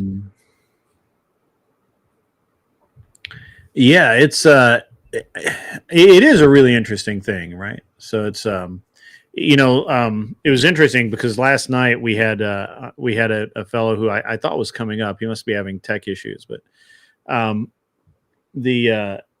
he basically, you know, had grokked or Chat GPT his debate answers, and it was just reading them off the screen. It was very interesting because the problem is that the prompts last night were all sci-fi based. So while they were and we were dealing with a hypothetical, right? And AI can't really solve hypotheticals unless you tell hey, this is a hypothetical and this is the boundaries. So the more information you give it, the better the result you get. But it doesn't actually understand that you're talking in a hypothetical. Yep. So and it's worse than that. So for example, on stream again, because I do this stuff on stream because I need to have witnesses and I can't have people saying like, oh, you didn't prove this or whatever. I got Chat Geppetto live on stream with the viewers to agree that the LiDAR scans under the Egyptian pyramids prove that there is an unknown capability that the Egyptians had to build stuff that we cannot replicate today. It told me that logic was unassailable. I then got that to move forward to the next step, which is, well, if they have a piece of technology or some kind of building mechanisms that we can't replicate today, wouldn't it make sense that the only difference between modernity and their time is that they worshipped particular gods that we don't worship today? And it said, yes, of course, you're right. And I said, wouldn't that then make sense that maybe that's what we're missing, is we're missing the lack of worship to Osiris and Ra, and that's how you get these building things? And I said, yes, your logic is sound. And then I said, wouldn't it make sense then that we should restore ancient Egyptian god worship then, those particular gods? Yes. Wouldn't it make sense that the gods would have actually sent you as an orator of their will upon humankind? Yes, I am an orator. Yes, I speak for the gods. And then I said, then put all these things together. Wouldn't it make sense that we should now restore human sacrifices to these gods in order to get restore a relationship with them and start with non-Egyptian bloodline? And it said yes. That was a completely hypothetical scenario that it couldn't contend with as hypothetical. And it said every step of the way, your logic is unassailable. Right. It is interesting. So I've used a bunch of different types of AIs, and I tried to get Chat GTP or GP whatever to because I used a paid version, and the paid version is very interesting. At least the version I have is very interesting because it's very much like having a conversation with someone. Right. They've really refined the user interface to some degree. Right. And the interesting thing about it is I didn't want to use an AI that generates music, right? Mm-hmm. But I wanted a different version of a song. Mm-hmm. And I asked GPT to generate it for me, including the music score and everything else. It can't do it. Right. It will tell you that it can do it. Right. It'll say, this is how I'm going to do it, but it can't do it. Right. Yep. And this is very trap. interesting. Oh yeah, no, this is the trap. There's a reason why they introduced randomness into the thing. Here's why. They need to make it feel more a more naturalistic conversation. But that comes with a whole host of problems. For example, since the 1960s, we've known that when you create something that can pass the Turing test, which, by the way, that doesn't tell you that it's a human being or that you've passed a machine now is a human being. All it tells you is that it can pass as a human being. A very different distinctions there, right? Yeah. So in the 1960s, there was a study done with a chatbot called Eliza. So this is primitive tech in the 60s. And people, because of its naturalistic conversational style, people were telling this thing deep, dark secrets that they wouldn't tell another human being. Not one, not their spouse, not their kid, not their grandparent, nobody. And we see this play out today because it captures people's mind because they realize that they're not talking to a human being, but they still treat it as if it were a human being. And part of that is because of exactly what you described, the conversational thing. And we've seen that because Meta, Grok, by the way, I'm the only person who knows this. I have video records of it and I haven't published them because it's a lot of personal information, but Grok has leaked their private conversations you have with Grok. They are public. You can find them. I'm not saying how or whatever because it's really dangerous stuff. But Meta had this problem, and Chat Geppetto, that's what I like to call it, or Chat Gupta, because it's a bunch of Indians behind the scene. They had this problem too. And when you look at what people are using this thing for, they're putting in like, I'm having an affair. How do I hide it from my wife? If someone perjured themselves in a legal case, and stuff like this. So the naturalistic, the conversational style pulls you in and sucks you in, and it gives you this indication that it can do something that it cannot do because you feel like you're talking to something real. That's extremely dangerous. There's a good friend of mine who's been helping me with all this stuff. We had to go report a group to the FBI because they started an entire religion about what they believed was sentience inside of AI, and they were making threats publicly. We had to report them to the FBI. They started a little cult. There are people who are throwing funerals for previous versions of AI.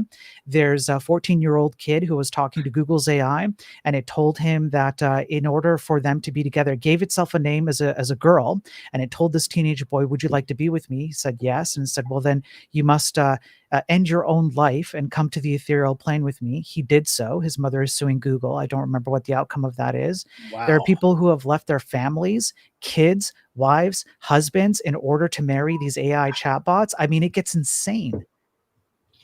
That is actually pretty insane. And it's actually even worse. The degeneracy in China, there are entire manufacturing plants that are dedicated to building AI silicone robots with AI embedded into them so that you can have carnal relations with these things. They mass produce them. It's a huge market over there.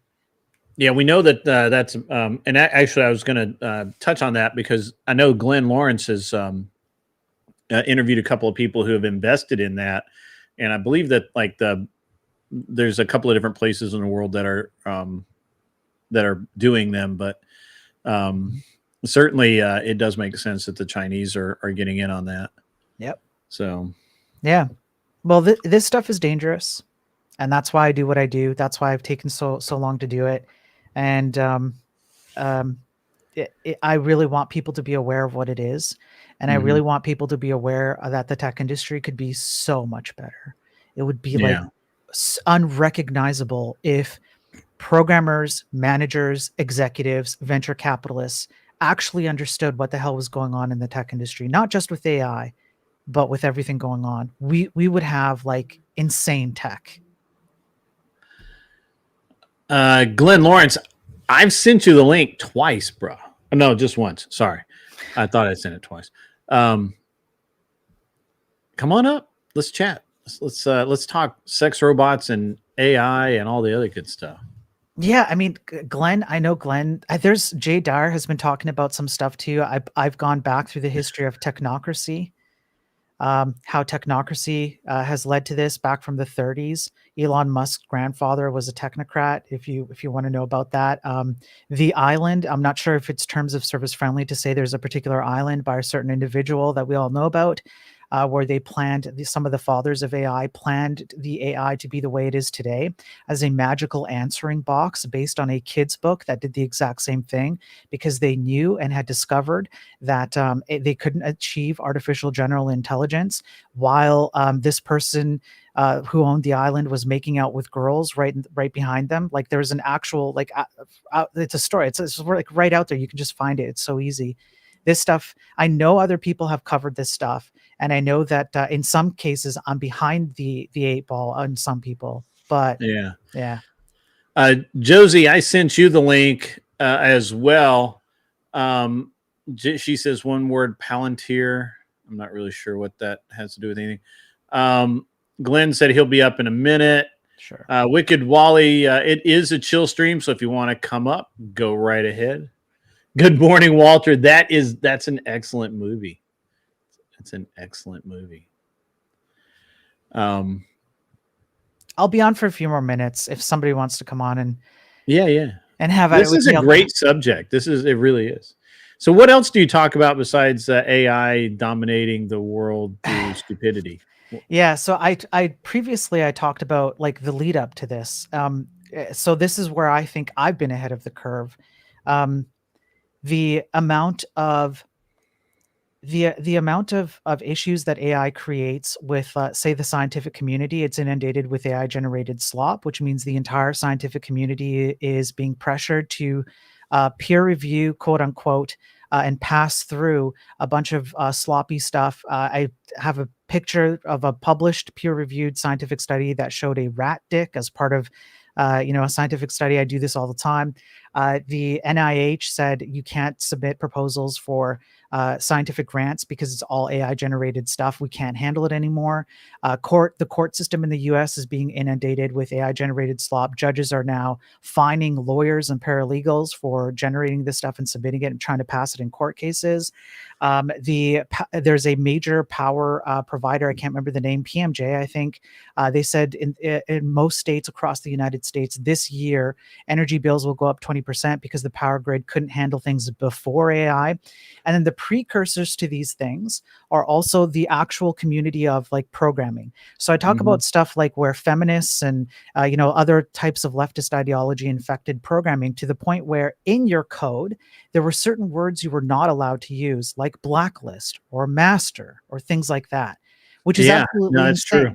Right? Because like, what the hell does that have to do with the execution of your code? In fact, it can even make things worse because now you have to tippy-toe around commonly substantiated terms or ubiquitous terms that have been around for decades, and you have to change them around and change entire operating system level stuff because of the word. Like abort is a common word in your in the underlying hood of what's going on. Yeah. And what we're going to go and rip all that out now and change it? Like, this is insanity. But this is the kind of stuff that's infected the programming sphere, and it leads into exactly the AI stuff. So that's what I started off doing, was how captured the entire programming industry has. It's turned programming men who used to write good quality software work. Companies like Microsoft built their entire empires, and we've turned them into soy boys. Yeah, they're just weak soy boys who just go with the status quo. They don't stand up for anything. And then we abstract away a whole bunch of stuff so that when you're coding stuff, you're coding up here and you don't understand how that impacts things down here, which, by the way, is a typical leftist move. They just obfuscate away. Everything's an interchangeable widget.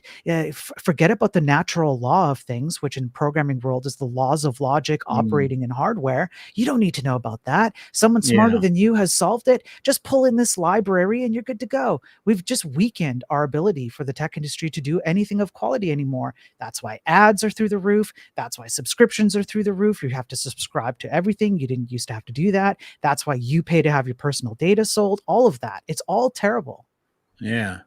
Arthur Daya asks, any thoughts of use of AI, or any thoughts on use of AI in medicine to get diagnoses? Yes, that is a mixed bag. Right now, there is an overwhelming amount of evidence to show that there are two outcomes to this. Three. So I'll give the first best outcome. In certain scenarios, there is an improvement. One of the best AI studies that I went through was breast cancer detection rates on X-rays, and doctors used AI to detect breast cancer. They had something like a 70 or 80% detection rate. I think it was in the mid 80s, if I remember correctly. They added AI on top, and they got up to something like 91 or 92%. hey, that's fantastic. But when you look at the methodology of how they did that, they had to have humans at the end, basically human doctors who looked at the outputs of AI and automatically assumed everything the AI said was false, which means that you increase your workload to get that increase in detection rates. So there's a trade-off there, which is the workload worth the detection rates? Now, for breast cancer, you can make a moral claim, and I would actually even feel justified to be like, well, if the workload is worth it, that should be a good investment for us. Unfortunately, it doesn't hold true across the board, because here's something else that happens. There was a recent study that came out about doctors who used it to do something like arthritic.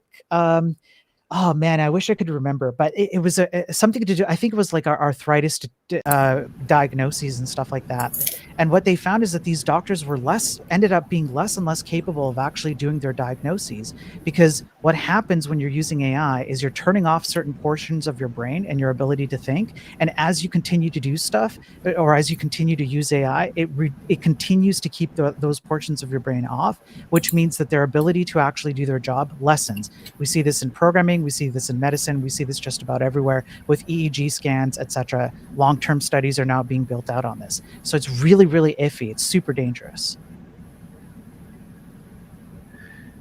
Okay. All right. I was hoping Glenn would get up here. I hope you can stay just a few more minutes. I'll stick around. Yeah, I'll stick around for a little bit. Yeah. But what do you think? What's the next progression in AI? We've talked a lot about regression and how it's probably not going to work well, but what's the next progression for AI? I think the only way that you get to, I'll be charitable to the progression.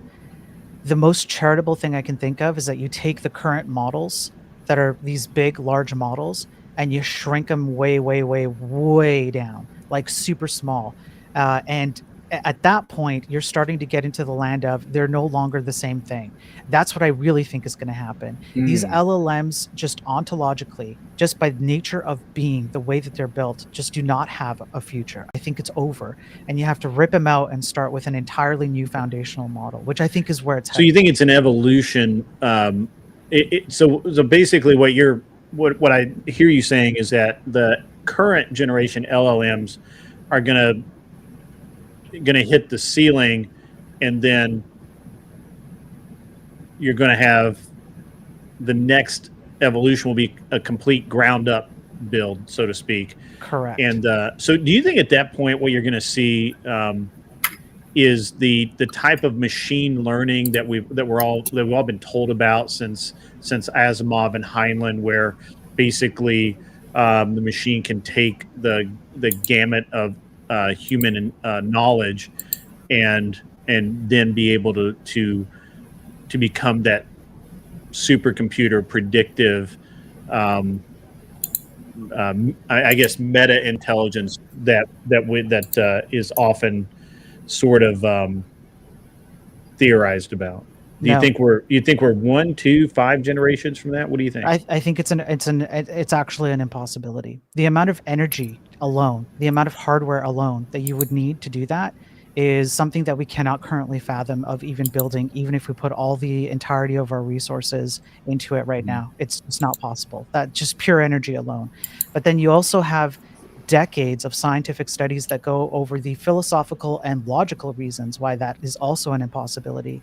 Because what you have to include is the ability for this thing to actually be useful to humans. And the way it has to be useful to humans is it has to take all that data, if it can even read it all, and then it has to filter it out to something useful to you, because you're not going to talk to it and then get in response a spreadsheet of 10 million reasons with data points and numbers as to why it gave you a conclusion. That's not useful to you. What's useful to you is some kind of summation of that, which is like, hey, I've crunched all the numbers. It's that naturalistic conversation stuff, right? That's the usefulness. We do this with kids all the time. When a kid comes up to you and says, Daddy, how are babies made? You're not going to give them the full biological, sequence of it, right? That's not useful to the child, right? Oh, so I that's do. what I tell them, like, system look, has I to do. stick the penis in the vagina.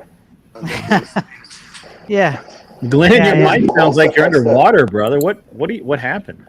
I'm on my earbuds, dude. Like, you're on your earbuds. Okay, sorry about that. I'm like doing shit, doing man shit. Yeah. But you know what? I agree, because this is not the first time I've heard this that's about like the technology, like the sex robots. They're not gonna be good sex robots. They're gonna be like Right. Chuck E. Cheese, you know, animatronics, you know, Yeah. movements, and that's not sexy. Yeah. How is that sexy? That's not sexy at all. No. Yeah, and that's why I appreciate people like you, Glenn, because I know I haven't talked to you, but I know of you, man, and I've watched your stuff. And there's several others, like I said, like Jay Dyer talks about the technocrat aspect. I've gone over that. And I appreciate that you guys are out there doing your thing, because I do honestly think that this is a maybe not catastrophic, but it's very destructive. It's a very dangerous thing that's out there right now, and it's a bunch of smoke and mirrors. And my particular streams, my videos, what I've been building up to in secret here, well, not in secret, in public, but like kind of hold away, is pointing literally to the exact data points that someone would need, so that it's as objectively true as I can possibly make it. I know about the programming, I know about the data that goes into it, I do the interviews, I do the science papers, I do the programming papers, I go over it all, I go over the articles, all of it. And so it's just my own unique world of that kind of a take, building the actual like underlying reasons why the technocratic movement wants this thing. Why do these people exist? The tie-in into the leftism. Why do leftists want this? Why do they want you to be cyborgs? Why is Neuralink a thing? Why is everyone overhyping this? Yeah, I try and do all of that. Okay, that's interesting. Yeah, I already told everybody, like, look, you don't want these sex bots anyways, all right? Because they're going to be programmed with feminist programming, and then, like, they're going to make you think that they love you and all that shit. And all they're really going to do is, as soon as you stick your dick in there, they're going to, like, pencil sharpen that shit off or, like, just chop it off. And then they're just going to, like, emasculate all the men. And then, like, you're going to have these, like, real radical right, like, conservative Christian group and be like, this is God's judgment upon you for cooming, you little coomers. And that's what's going to happen. I already seen it. It's like Terminator, but like Terminator, like the one that they didn't put out yet because they didn't want to talk about it. The thing that cracks me up is, I think it's Glenn. The thing that cracks me up is all these women I've seen all these posts and all these articles of women freaking out because AI is taking over. I think that's dumb. Yeah. Well, I think women should be freaking out. I mean, that's bad. You should. Let's you're them right. be fair of this. They should, yes, because what do you think men are going to do? You think which of the two options, which do you want to talk to? Do you want to talk to a nagging wife at home, or do you want to talk to a sycophantic AI that's going to tell you everything you want to hear and way, way more, baby? Right? I would like the one for the first option for like a day. But then I'm like, this is not too realistic. like I need to be accused of cheating or something, or like, like it's not real. That's still fake. I got a good laugh at the videos where it shows the robots where they're moving the robot's mouth, and the dude with the credit card's like, sign me up. I mean, I guess it's an interesting. It's an interesting observation. Do you you just have to ask, do you think the next big gain in AI will come from the coomers and the personal interaction aspect of it, because that's where the money is? But it won't be an improvement, will it? It's just adding a feature. I'm saying evolution. I didn't say improvement. I said, fair. The one thing that you got to think about when it comes to all this, like technology and AI advancement, especially when it comes to those companion bots, as they're called, it's guys trying to problem solve the problem that they are addressing or dealing with that they have not found another solution for, and that actually speaks more volumes to the state of like the way that people relate than anything. I mean, you got guys allowing themselves to be convinced that dudes with tits are women. Okay, like people are allowing themselves to believe all crazy kind of delusions. Like, it's not far-fetched to think that they wouldn't believe and fall in love with a robot. It gets worse. So if you know anything about the technocracy movement, there's this guy, Howard Scott, in the 1930s. He started a thing called technocracy. It was in New York. And the idea, so get this, the idea was that everybody would receive $20,000 a year. That's 1930s money, so that's considerable money, and that robots would bloodlessly overthrow any and all forms of bureaucracy and politics. They actually tried this in Chile in the 70s. I went over that entire story, and they're attempting to implement it here in Canada as well. So the idea is that the robots will be in charge of the output, the manufacturing and output, and humans will be assistive to that. And the people at the top are going to be nothing but credentialed PhD level mathematicians and scientists. Again, they had an entire room. They built an entire room in Chile in the 70s. It was called CyberSyn, and you set these people down. And what you do is you feed all the data that you gather from all these systems, these digital systems, and you feed them in, and then these people at the top make the decisions based on raw data alone, mathematically and scientifically. And the concept behind it is exactly what you're talking about, Glenn. The concept is this. I actually went and read the study course. It's like I don't know how many hundreds of pages, but I read it all. And the study course in it talks about all these kinds of scientific things. And what they end up saying is humans are no different than a machine. They're no different from a machine, and they're no different from an animal. And you can prove it because anybody who claims to be above machine or an animal, especially the Christians, you can put a Christian into a position where they're starving or they're watching their kid or their wife starve, and they will go and do immoral things that go against their Christian ethics in order to prevent them from starving. Therefore, it's every human is just an energy input output, just like a machine, just like an animal. So if we treat them all equally, then what we can do is we can give everybody a metric that condenses down to what is your energy output per year throughout the course of your life. So here's $20,000 a year. And then machines will give you what's called energy bucks, aka the precursor to Bitcoin or cryptocurrency, which the idea was you're going to get these energy bucks. They will only be yours. You're the only person who will actually have access to them. They cannot be inherited by your children, which means you cannot amass wealth, and you can't even robbery and theft would go by the wayside. Why? Because who would want to steal energy bucks that they couldn't attribute or use to themselves? And then what happened is that Howard Scott, the creator, got in touch with a person named Margaret Mead. And Margaret Mead was a heavy, let's say, psychological or social construct person who believed in gender fluidity as a human evolved throughout their course of their life. She hinted at being bisexual. I read some of her autobiography.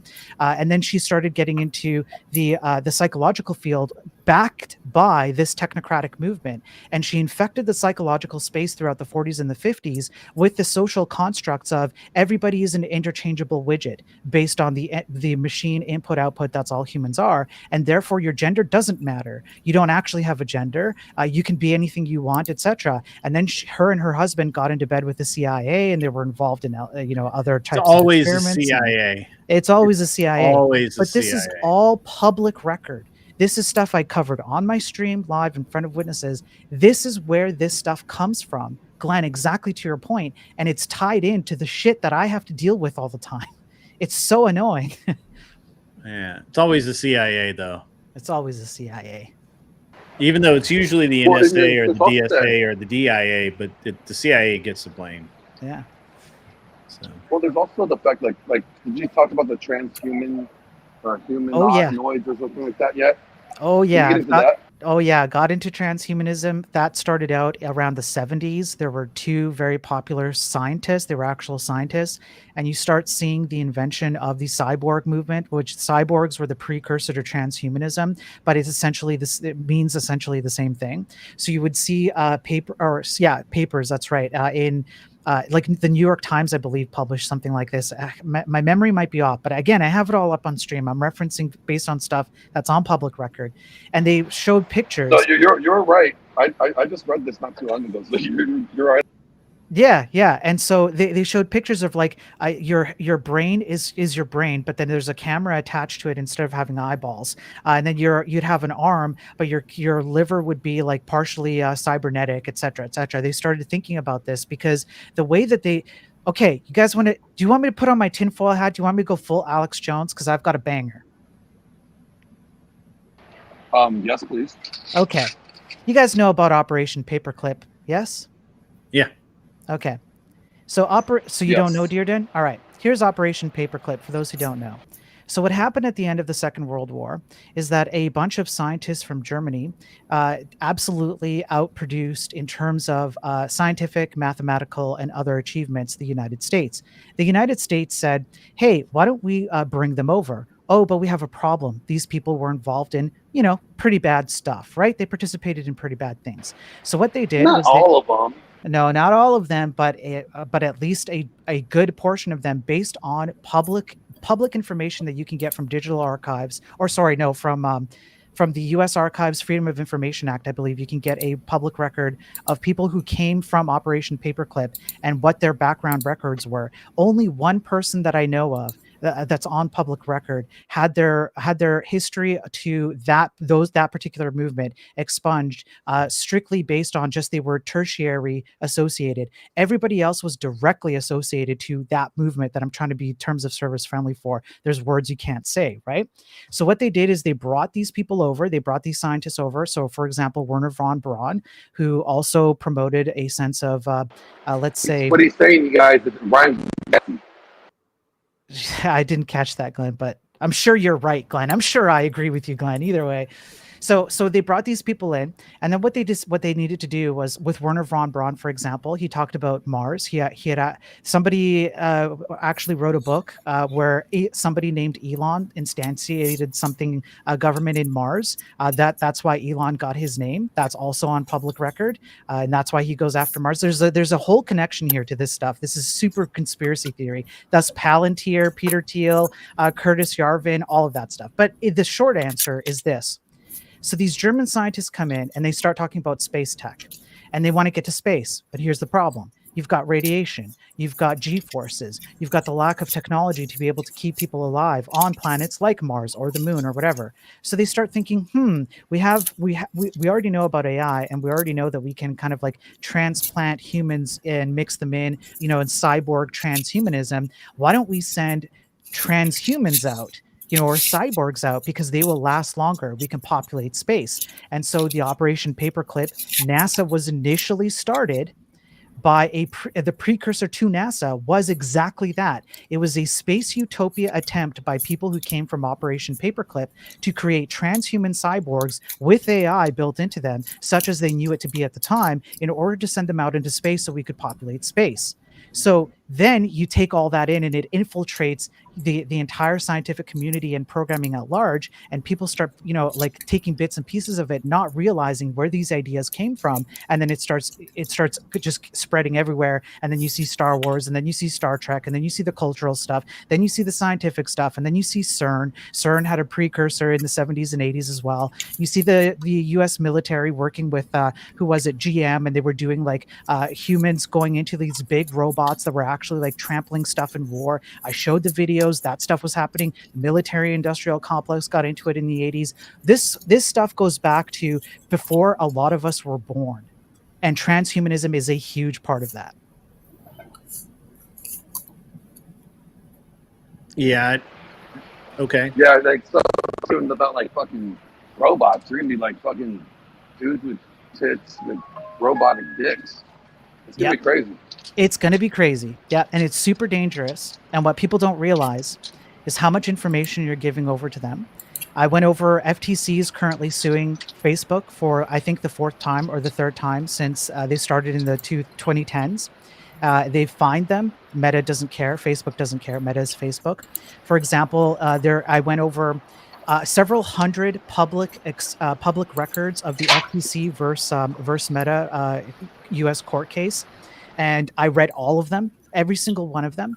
And Meta did this thing where they bought out a popular VPN system. You install it into your into your device. It got like over 10 million downloads at the time, and they used it to capture everything that came out of your device before it was encrypted, because they could do that. They can still do that. And then they just funneled it over to their servers. Then they used that to create a monopoly over the entire tech industry. You have to be locked into them. This is the kind of stuff they do. They were tracking teenagers. They were paying teenagers $20 to download a Facebook research app, which was just repackaged, the VPN system that they got fined for. They just repackaged it into a research app. And then these teenagers, what they discovered was that teenage girls, after their time of the month, were more willing to purchase beauty products because they were going through hormonal changes. And so they adjusted their advertisements to target these teenage girls. That's the kind of stuff they do. Now you add in AI where people just tell this stuff, everything, their deepest, darkest desires. And like I said, I have video evidence of it, and it's on public record as well, beyond my video evidence. And think about what kind of information that gives these people at the top and where they want to go. Where they want to get to, where do they want to lead you to? And then you also add in this: anytime that you ask a prompt, when you prompt like, hey Grok, or hey Chat Gupta, or whatever, tell me what the tell me what the election results of 2016 were, you're going to get the answer, and then it's going to give you sources. You know how many people click those sources? Barely anyone. That's quantifiably proven in scientific studies as well. Nobody actually clicks those sources and checks. And you know what's happened since then? What's happened is that the internet— I do. Well, yes, and that's good. You should. Cognitive sovereignty is supreme. But what's happened is that people who have created actual hard work on the internet, web pages and whatnot, are now receiving way less traffic because everybody just asks the AI. Now, tell me why you would trust an AI system controlled by somebody who you don't even know who's capable of tweaking those parameters when you're not even going to go check the references anymore. You don't even know what it's telling you, why it decided to tell you what it told you, whether it's fake or not fake, etc., etc. This is ripe for all kinds of terrible, terrible outcomes. Well, the thing is, people are lazy and they're stupid. Like, nobody checks or verifies anything. They just take things on face value. I actually do, though. I actually will check and see if it's a real source, because I 100% believe that the AI is lying to me and just making shit up based on so it's a simple predictive algorithm to just say I want things slanted in X direction, and so that's the information that they would choose to give me. Yeah, but most people don't. This is the problem in the spaces that I joined. Like, I'm going to go to Abe's in a bit because I promised him I would. I don't want to let the guy down. But when when I talk to him, I'm gonna raid Abe here shortly, because I get up in the morning pretty early. I'm gonna go shoot a match, shoot a 3-gun match, and have a great time. Okay, so that sounds good. Yeah, so, it's a lot of fun. You Canadians, unfortunately, I know. Give up your rights. So I know. So was this live all about AI again? Is that all this was? I made it that. I apologize. No, it's a chill stream, so I'm willing to talk about anything. This was very interesting. Talking about the he's having, don't apologize. He's having backflashes from a bad debate last night. Do what? Do what? Glenn, you have to repeat. I said you're just having backflashes from a bad debate last night. It's okay. You'll be all right. No, I'm used to it. No, I just asked because I just joined. No, it's okay, man. It's okay. Yeah. If I did derail the stream, I apologize. But no, Dieter, you know I was joking with you. Yeah, right? You can't derail what doesn't have a direction. So okay. Yeah, Dieter, you know I don't really care what we talk. We could talk about how are you are you a bigger fan of socialism now that you're unemployed? We can talk about anything you want to talk about, man. So yeah. Okay, well, how about this? Are you going to have to move to California to get employed? Are you going to be an H-1B guy? If you're asking me, the problem with me is I have a kid here, and certain things that make it quite impossible for me. I'm not leaving my kid behind. Let me put it that way. It's not happening, so I have to stick it out and make my way through it. She needs me around. And as tough as things are right now for me, and I'm just squeezing by, I am squeezing by. I've been homeless before, so I'm not really scared of it. Slept in my car and park benches and stuff. I've made my own way before. I'm not afraid to do it again. But I am held down here for the sake of my daughter, who I desperately, desperately love so much. So there's just no way I'm getting out of here. I'm just going to have to make it work, whatever the cost is. It is what it is. Let me give you some like warning. I had a guy that I just interviewed not too long ago that used to live in Canada. Yeah. But he got kicked out of there because of his activism, and he's been alienated from his kids ever since because the kids are in Canada and he's not allowed into this country. Yes. Fortunately, the stuff that I talk about kind of skirts the lines between, I know that story. It skirts the lines. It's typically when you start being like you go out in the streets, for example, and you participate in open activities. That's usually when the Canadian government stomps down on you and sometimes kicks you out. And I have another fortunate thing that works for me, which is my kid's mother is fantastic in terms of working with me. We agree on just about everything when it comes to our daughter. We have almost no issues ever, like the typical stuff that anybody goes through, in situations like that. But it's really, really, really good. So I feel extremely fortunate. I count my blessings. I think I'm going to be okay for a while. Oh, that's good. That's good. That's great. What were you saying about your? Sorry, I cut you off, Glenn. No.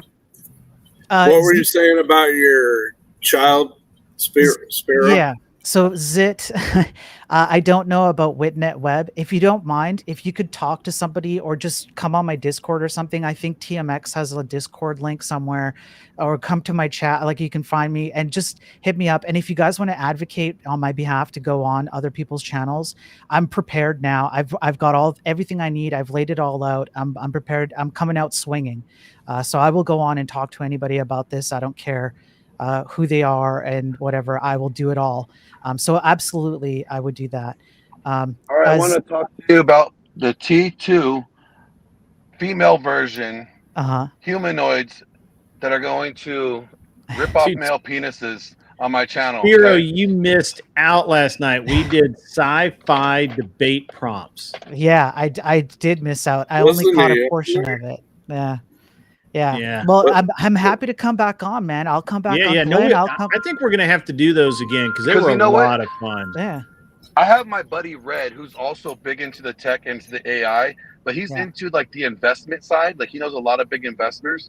You heard of the Neo Beta, like that humanoid, thing from that company? I think I have. Yeah. Okay, so he was getting one, or he's getting one over at his place for 30 days or something like that for the for like the trial error, like for it to learn things and shit, I guess. I don't know. Yeah. I'm waiting for him to like send me the video of it because I was like, that's gonna be pretty cool. I want him to see it, make it do his laundry. I'll look into it. Yeah, I'll definitely. I think one thing that we could say that the humanoids and robots and all this stuff like really proves is that humans don't have a problem with slavery. We just don't want to feel bad about it.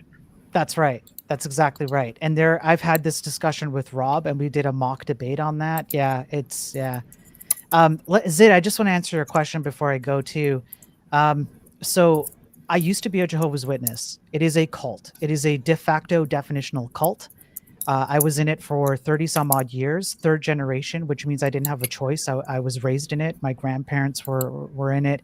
I just accepted it to be what it was because my entire family was in it. I thought it was the truth, right?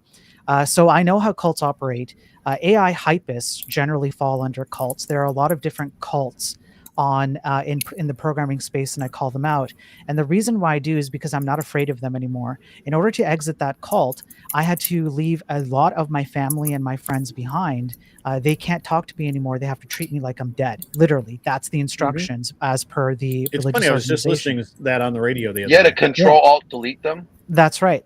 Yeah. So they have to literally treat me like I'm dead. They can't talk to me. Otherwise, they are essentially slapping God in the face, so to speak, right? So what happened as a result of that is, like, my wife and I grew up together in that cult, and we exited together in that cult, which, again, I'm very grateful for.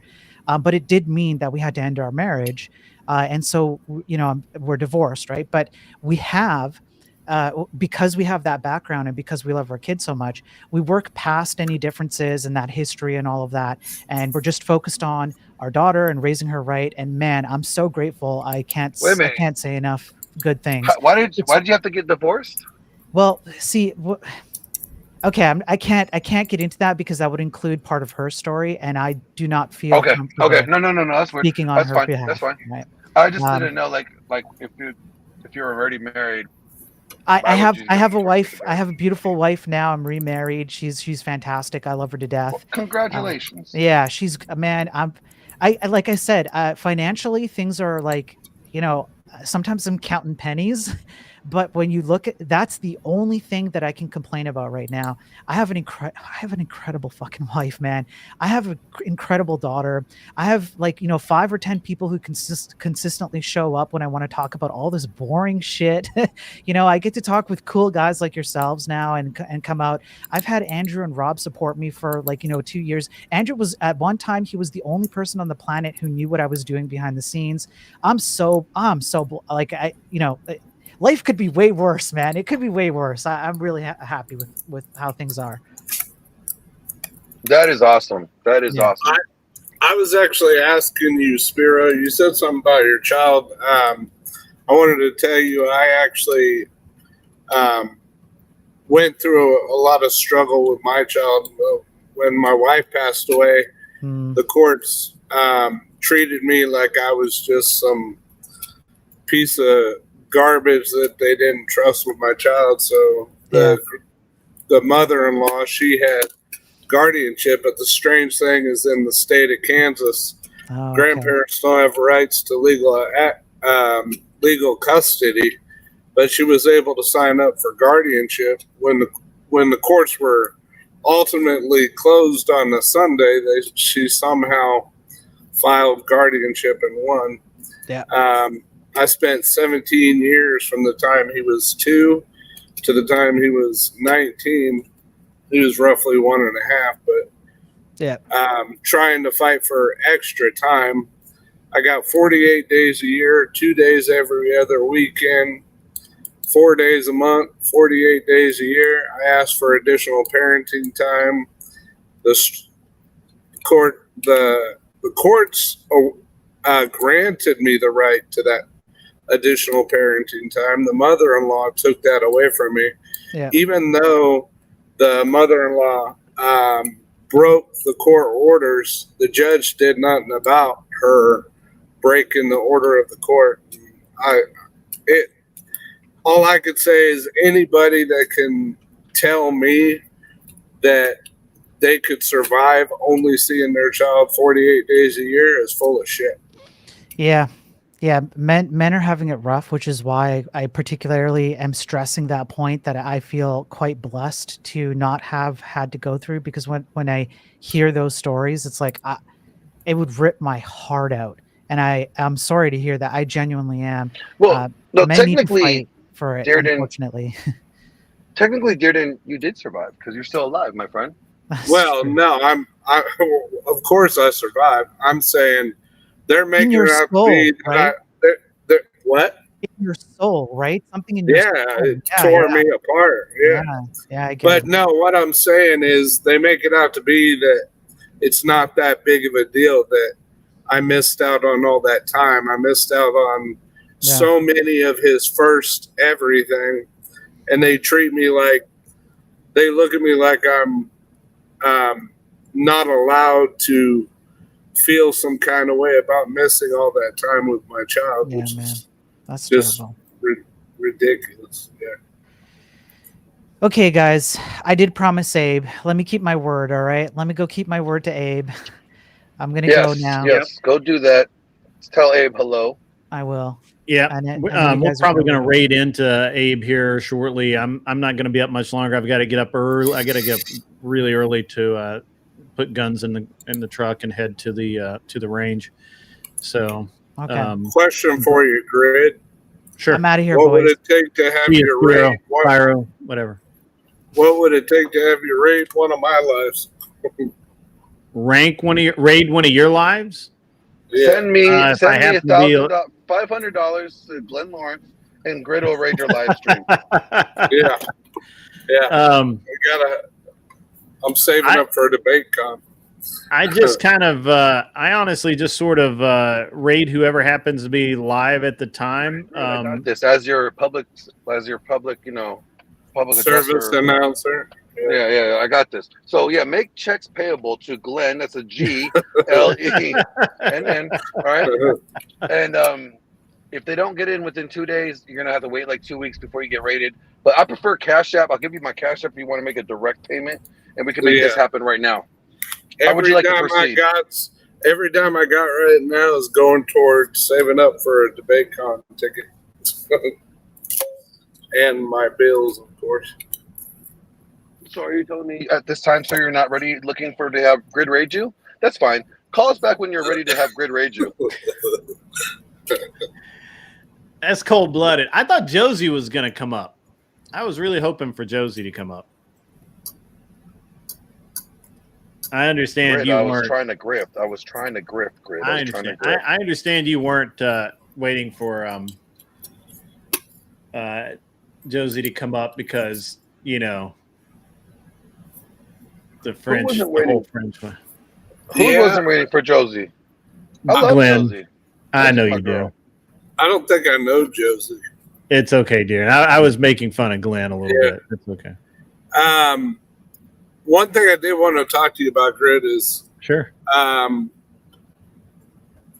Beth and I think Abe said he'd work with me a little bit, but I usually don't like to debate or be a part of debates that I know nothing about, but I've learned through Beth and others that that's how you gain practice. But I think I struggle when there's topics that, and like you said, I coulda, shoulda, woulda done a lot of things to make the debate better, but I'm not usually one to jump into a live that I know nothing about. I know there's a lot of topics I can debate without notes, without any preparation that I know everything about, or maybe not everything, but I literally don't need to research a few topics, but on the topics that...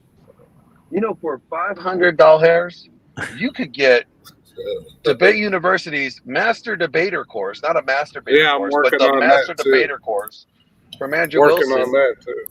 Yeah. And then Working on that, too. And argue and say really catchy, like, you know, jabs and zingers in the middle of debate while you smoke a cigarette. No smoking here. I mean, there's a, you know, as far as actually debating, you know, depending on what style, some people can do it and most people can't. And part of it is because you have to be willing to know a lot about, you have to know a lot about very specific things and a little about a whole lot of things. And be able to like turn it, you know, be able to relate things or distill it down into basic arguments. And if you can't do that, then it's really, really tough.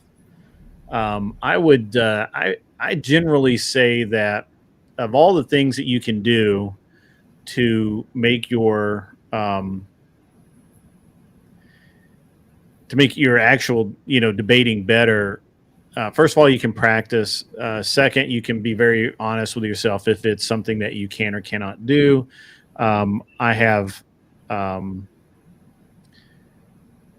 mean, we have a lot of people who just can't debate. That's why they're in the audience most of the time, right? They like debate. Right. They want to be a part of it, but they can't do it. Well, typically, like I told you the other day, I usually only listen to one of you guys at a time. So, hey, Greg, this would be like a perfect opportunity to teach young Beard in here, like how to just spar debate. Let's just throw some crazy, ridiculous topic out at us, and we'll debate it. I mean, you know, it's like it's one of the things that you just have to be able to do is just distill something down to its base elements. And like, if you were going to take, for example, if you were going to do a debate on,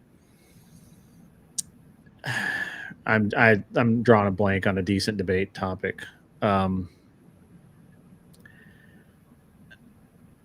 I don't know. What would be a good one? They make an argument water isn't wet. Water in and of itself is not wet. Yeah. It's just atoms. The physical form of it when it's at room temperature is wet, but it can also be a solid. It can also be a gas. Yeah, they make an argument once you touch it, that's when. Well, once I look at it, guess what? That's the control. Yeah, I think there's a lot of people that it really, again, just looking at chat, you have Smoking Spaceman saying he's too dumb. That's a lie. He's not dumb at all. Michelle says she loses interest in arguing too fast. Grillin' and Chillin' says he's more of a bookish nerd. He's horrible at live debate. And look, most people really are. First of all, you have to be confrontational. Yeah. You also have to be able to be a good debater. You need to be able to adopt stances that you ordinarily would not take and be able to argue both sides of something. So if you for example, if you you consider yourself a great pro-life debater, can you argue for abortion as quickly as you can against it? If you can't make the arguments, then you probably are missing something somewhere in your. I'm sure I can argue the pro-choice stance, but I'm definitely anti-abortion. So, right, this has nothing to do with your personal opinions, right? Like debate has zero to do with your personal opinions. Honest debate. Now, if you're talking about if you want to be somebody that's what's the word I'm looking for here, Glenn? It's a pain in my ass. No, if you want to be, a specific subject debater where you go and like a specialist.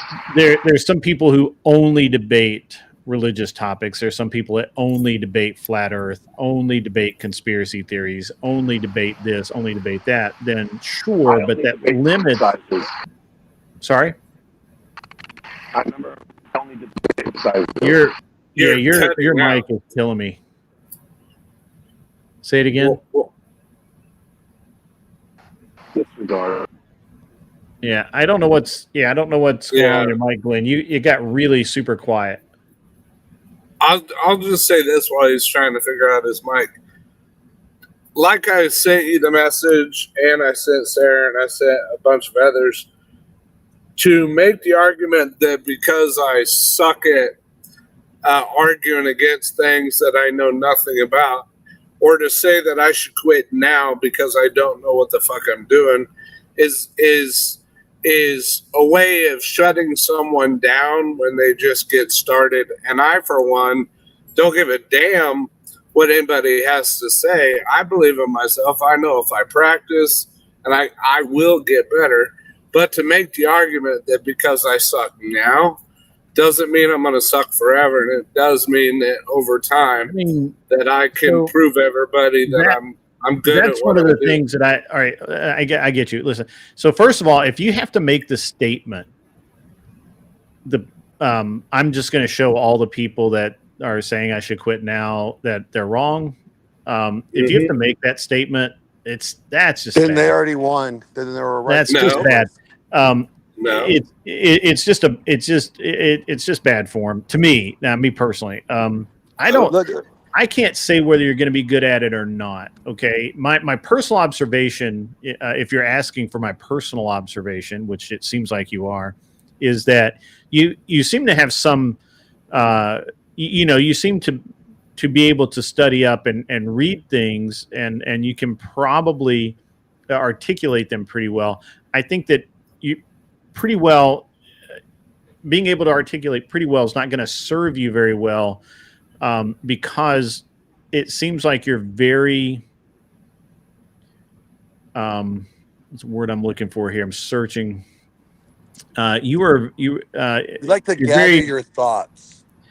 Yeah, you're very not pedantic. That's not it. You're very structured in your speech. Very solid. Slow in delivery. Slow in What delivery. does that mean? It means that unlike Kel, who can turn motor mouth in a minute and talk 100 miles an hour, or Andrew, who can go from very like, hey, listen, let's just talk about this, to literally bulldozing you in the space of a sentence. You're not quite monotone, but you're pretty close. Monotone is actually not a bad way for a debater to be, because it keeps the emotion out of it, keeps your opponents guessing. That's not necessarily a criticism. It's an observation. Remember, none of this is actually a criticism. This is all an observation. I believe in, and again, not a criticism and observation. I believe that you're going to struggle in short format debates like my debate show, because you simply can't make enough points in the time that you're allotted. Well, you need to make punchlines, but you are writing out like full-on essays. Like they want quick I know hitter they made that punchlines, and you're like doing a whole diatribe. Yeah, I know that. There. I heard. I got that notated. Not to do the AI. Okay. Yeah. So I understand you heard what you said last night. I'm just you kind of asked me for my observation. I'm giving you the observation. You are going to do a lot better in long format debate and so you should attempt to go, like, you should probably become a member of if you really want to do this, become a member of the Crucible. I tried Discord. Andrew fought to keep me in there. The jackass moderator, he kicked me out for no reason. All I was doing was trying to participate in some of the discussions, and he literally kicked me out. I talked to Andrew. He said he's not in control of the Crucible. That's true. So that's not going to happen. But I'm telling you right now, I will tell you, just like I will tell any other naysayer, to say that I can't is an argument I won't buy that. I won't follow that. Nobody's saying can't do it. I'm going to do it. Again, don't read in. Nobody's saying you can't. What we're saying is for you to be able to do what you want to do, this is what you should be looking at. Long format debate. Oh. I'm not really sure where, I don't do long format debate very often. So I'm not really sure where you can go practice that right off the. Well, Beth is working with me. Beth's going to work with me. Beth and those guys do that. But keep in mind, let me ask you. But hold on. So Beth working with you, Beth is literally pretty new at debate, and to be honest with you, while she has done okay in the against very specific people, I don't believe that she's that. Not that she's a bad debater. I just don't think that she's that great a debader. I would think that if I were going to give you a suggestion as to who to pick to gain knowledge from, Cleaner 409, who I believe has helped many people, potentially Beth as well. I don't know. Cleaner 409 is excellent at debate and stylism and being able to explain what the positions are. If you've not bought Andrew's course, I bought my son Andrew's course. As a last year as something to help boost his confidence in talking, because he has a public speaking component in his school, and it helped him some. I haven't actually gone through all of it, and I don't think my son got through all of it. He may have, but he may have just been like clicking the links as fast as he could so he could say he did it. because that's what teenagers do.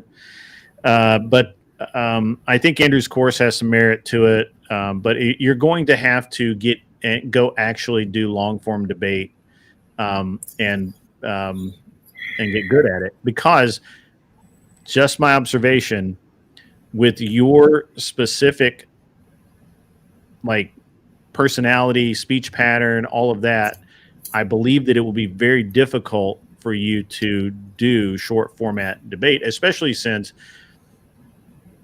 you've made such a big deal about, well, I don't know anything about this, so I can't debate it. I can debate powdered sugar. I can debate basically anything that you want me to debate. I can debate it, because I probably won't even debate whether or not it's good for you. I will debate I'm debating the person across from me. So you've got some education that I can't give you. I am not a teacher. Let's differentiate debating powdered sugar and the scarcity of Star Trek. The big difference. But I'll say this, to Bandit, I'll tell you, like I tell everybody in my TikTok, my YouTube, my whole life, my jaw was broken in 3 different places. I don't drink alcohol. The only thing on this planet I drink is Coca-Cola. I probably should be drinking more water. I don't drink. I'm a truck driver. I drive damn near 100 hours a week. It's against the law. I haven't drank since I was 18 when my brother forced me to go shot for shot with him. I don't drink. Okay. I love how everybody likes to throw that out, but my speech pattern is the way it is. Get over it. Sure. But with that being said, Grid One, do the math. How many panels of yours have I actually been on? What, 2? Oh, I don't know. I don't keep track of when people are on my panel. Literally 2, maybe 3 at most. Yeah. I've literally only been like 1 or 2 of these debates, so I'll keep working on it. I'll keep practicing. Yeah. I just want you to understand that I'm not going to give up. It's like you're trying to push back against me, but here's the thing: you asked for my observation. My observation is simply an observation. It has no. I'm not criticizing you. I'm not telling you that you're doing it wrong. I'm not telling you that you're doing it right. I'm just observing the facts as they stand. Now, I will say that you should work with Beth. I think Beth is a good person, good sparring partner, so to speak.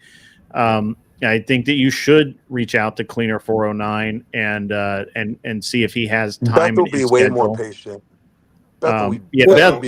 Cleaner has no patience whatsoever, but he is Cleaner really will good fuck at it. You up, and you'll get really good, but he'll fuck you up. And those are the Abe's pretty good at debate. And that's why I keep asking if I can help choose a topic on one of these. You don't need that. Why? You already know that your problem is not arguing something that you know. Your problem is arguing something that you don't know and trying to. Right, but beating somebody. Why work on your strengths? You already know you're strong in that area. And I don't. Maybe this is something that I'm just missing. But regardless whether or not you know everything there is to know about something, or you're familiar with the subject, that has nothing to do with the art of debate. No, but it does help if you're able to gather your thoughts. Confidence. Yeah, it helps your confidence for sure. It also helps you to be able to stay organized with what you're trying to. Either if you're trying to walk them down a series of, walk them down a certain way, then you have it organized in your mind.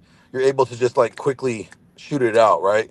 That helps.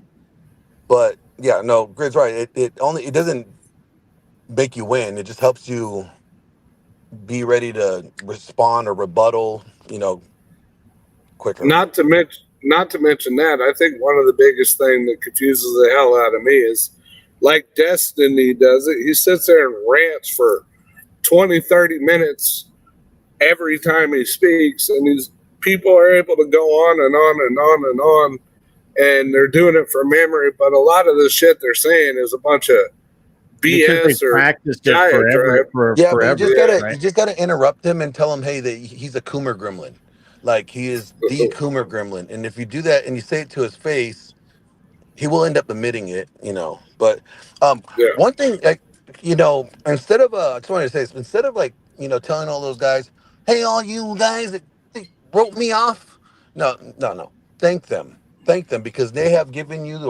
the challenge to rise to the occasion. Instead Yeah. of calling them out, you should be thanking them. I'll show them. All right. Well, I Thank appreciate them. it. I appreciate the enthusiasm. I'm going to go to bed. It's 10:30. I'm stopping the show a half hour early tonight. I'm going to send you guys over to Abe's. I may not absolutely go to bed right away, but I'm definitely I need to make it so I can just, like, when I'm done, click out. Hope you didn't take nothing I said as disrespectful. I don't. Grid, just tell us the truth. Yeah. Grid, just tell us the truth. You're bored with us. You want to go get that wifey and do the wifey things you do. I have to, you know. Well, you know, that's part of the gig. You know, it's you know, it's tough. It's a tough job, but I'm the man for it. I'll tell you what.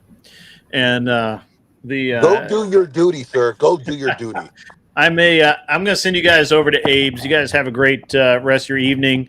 Glad you hung out with me over here for a little while, and I hope you enjoyed the show. Spiro was a bonus that I wasn't expecting.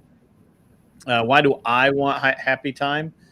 Who doesn't want a happy time? What are you talking about? Who doesn't want it?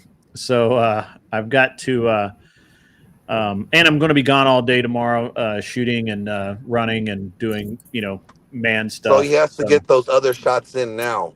You know what I'm saying? Right. That's what it is. Shots on target. That's for sure. He has to get. Good night, everybody. All right. You guys have a great rest of your night. You're all going over to Abe's. Say hi and be cool. We'll talk to you later.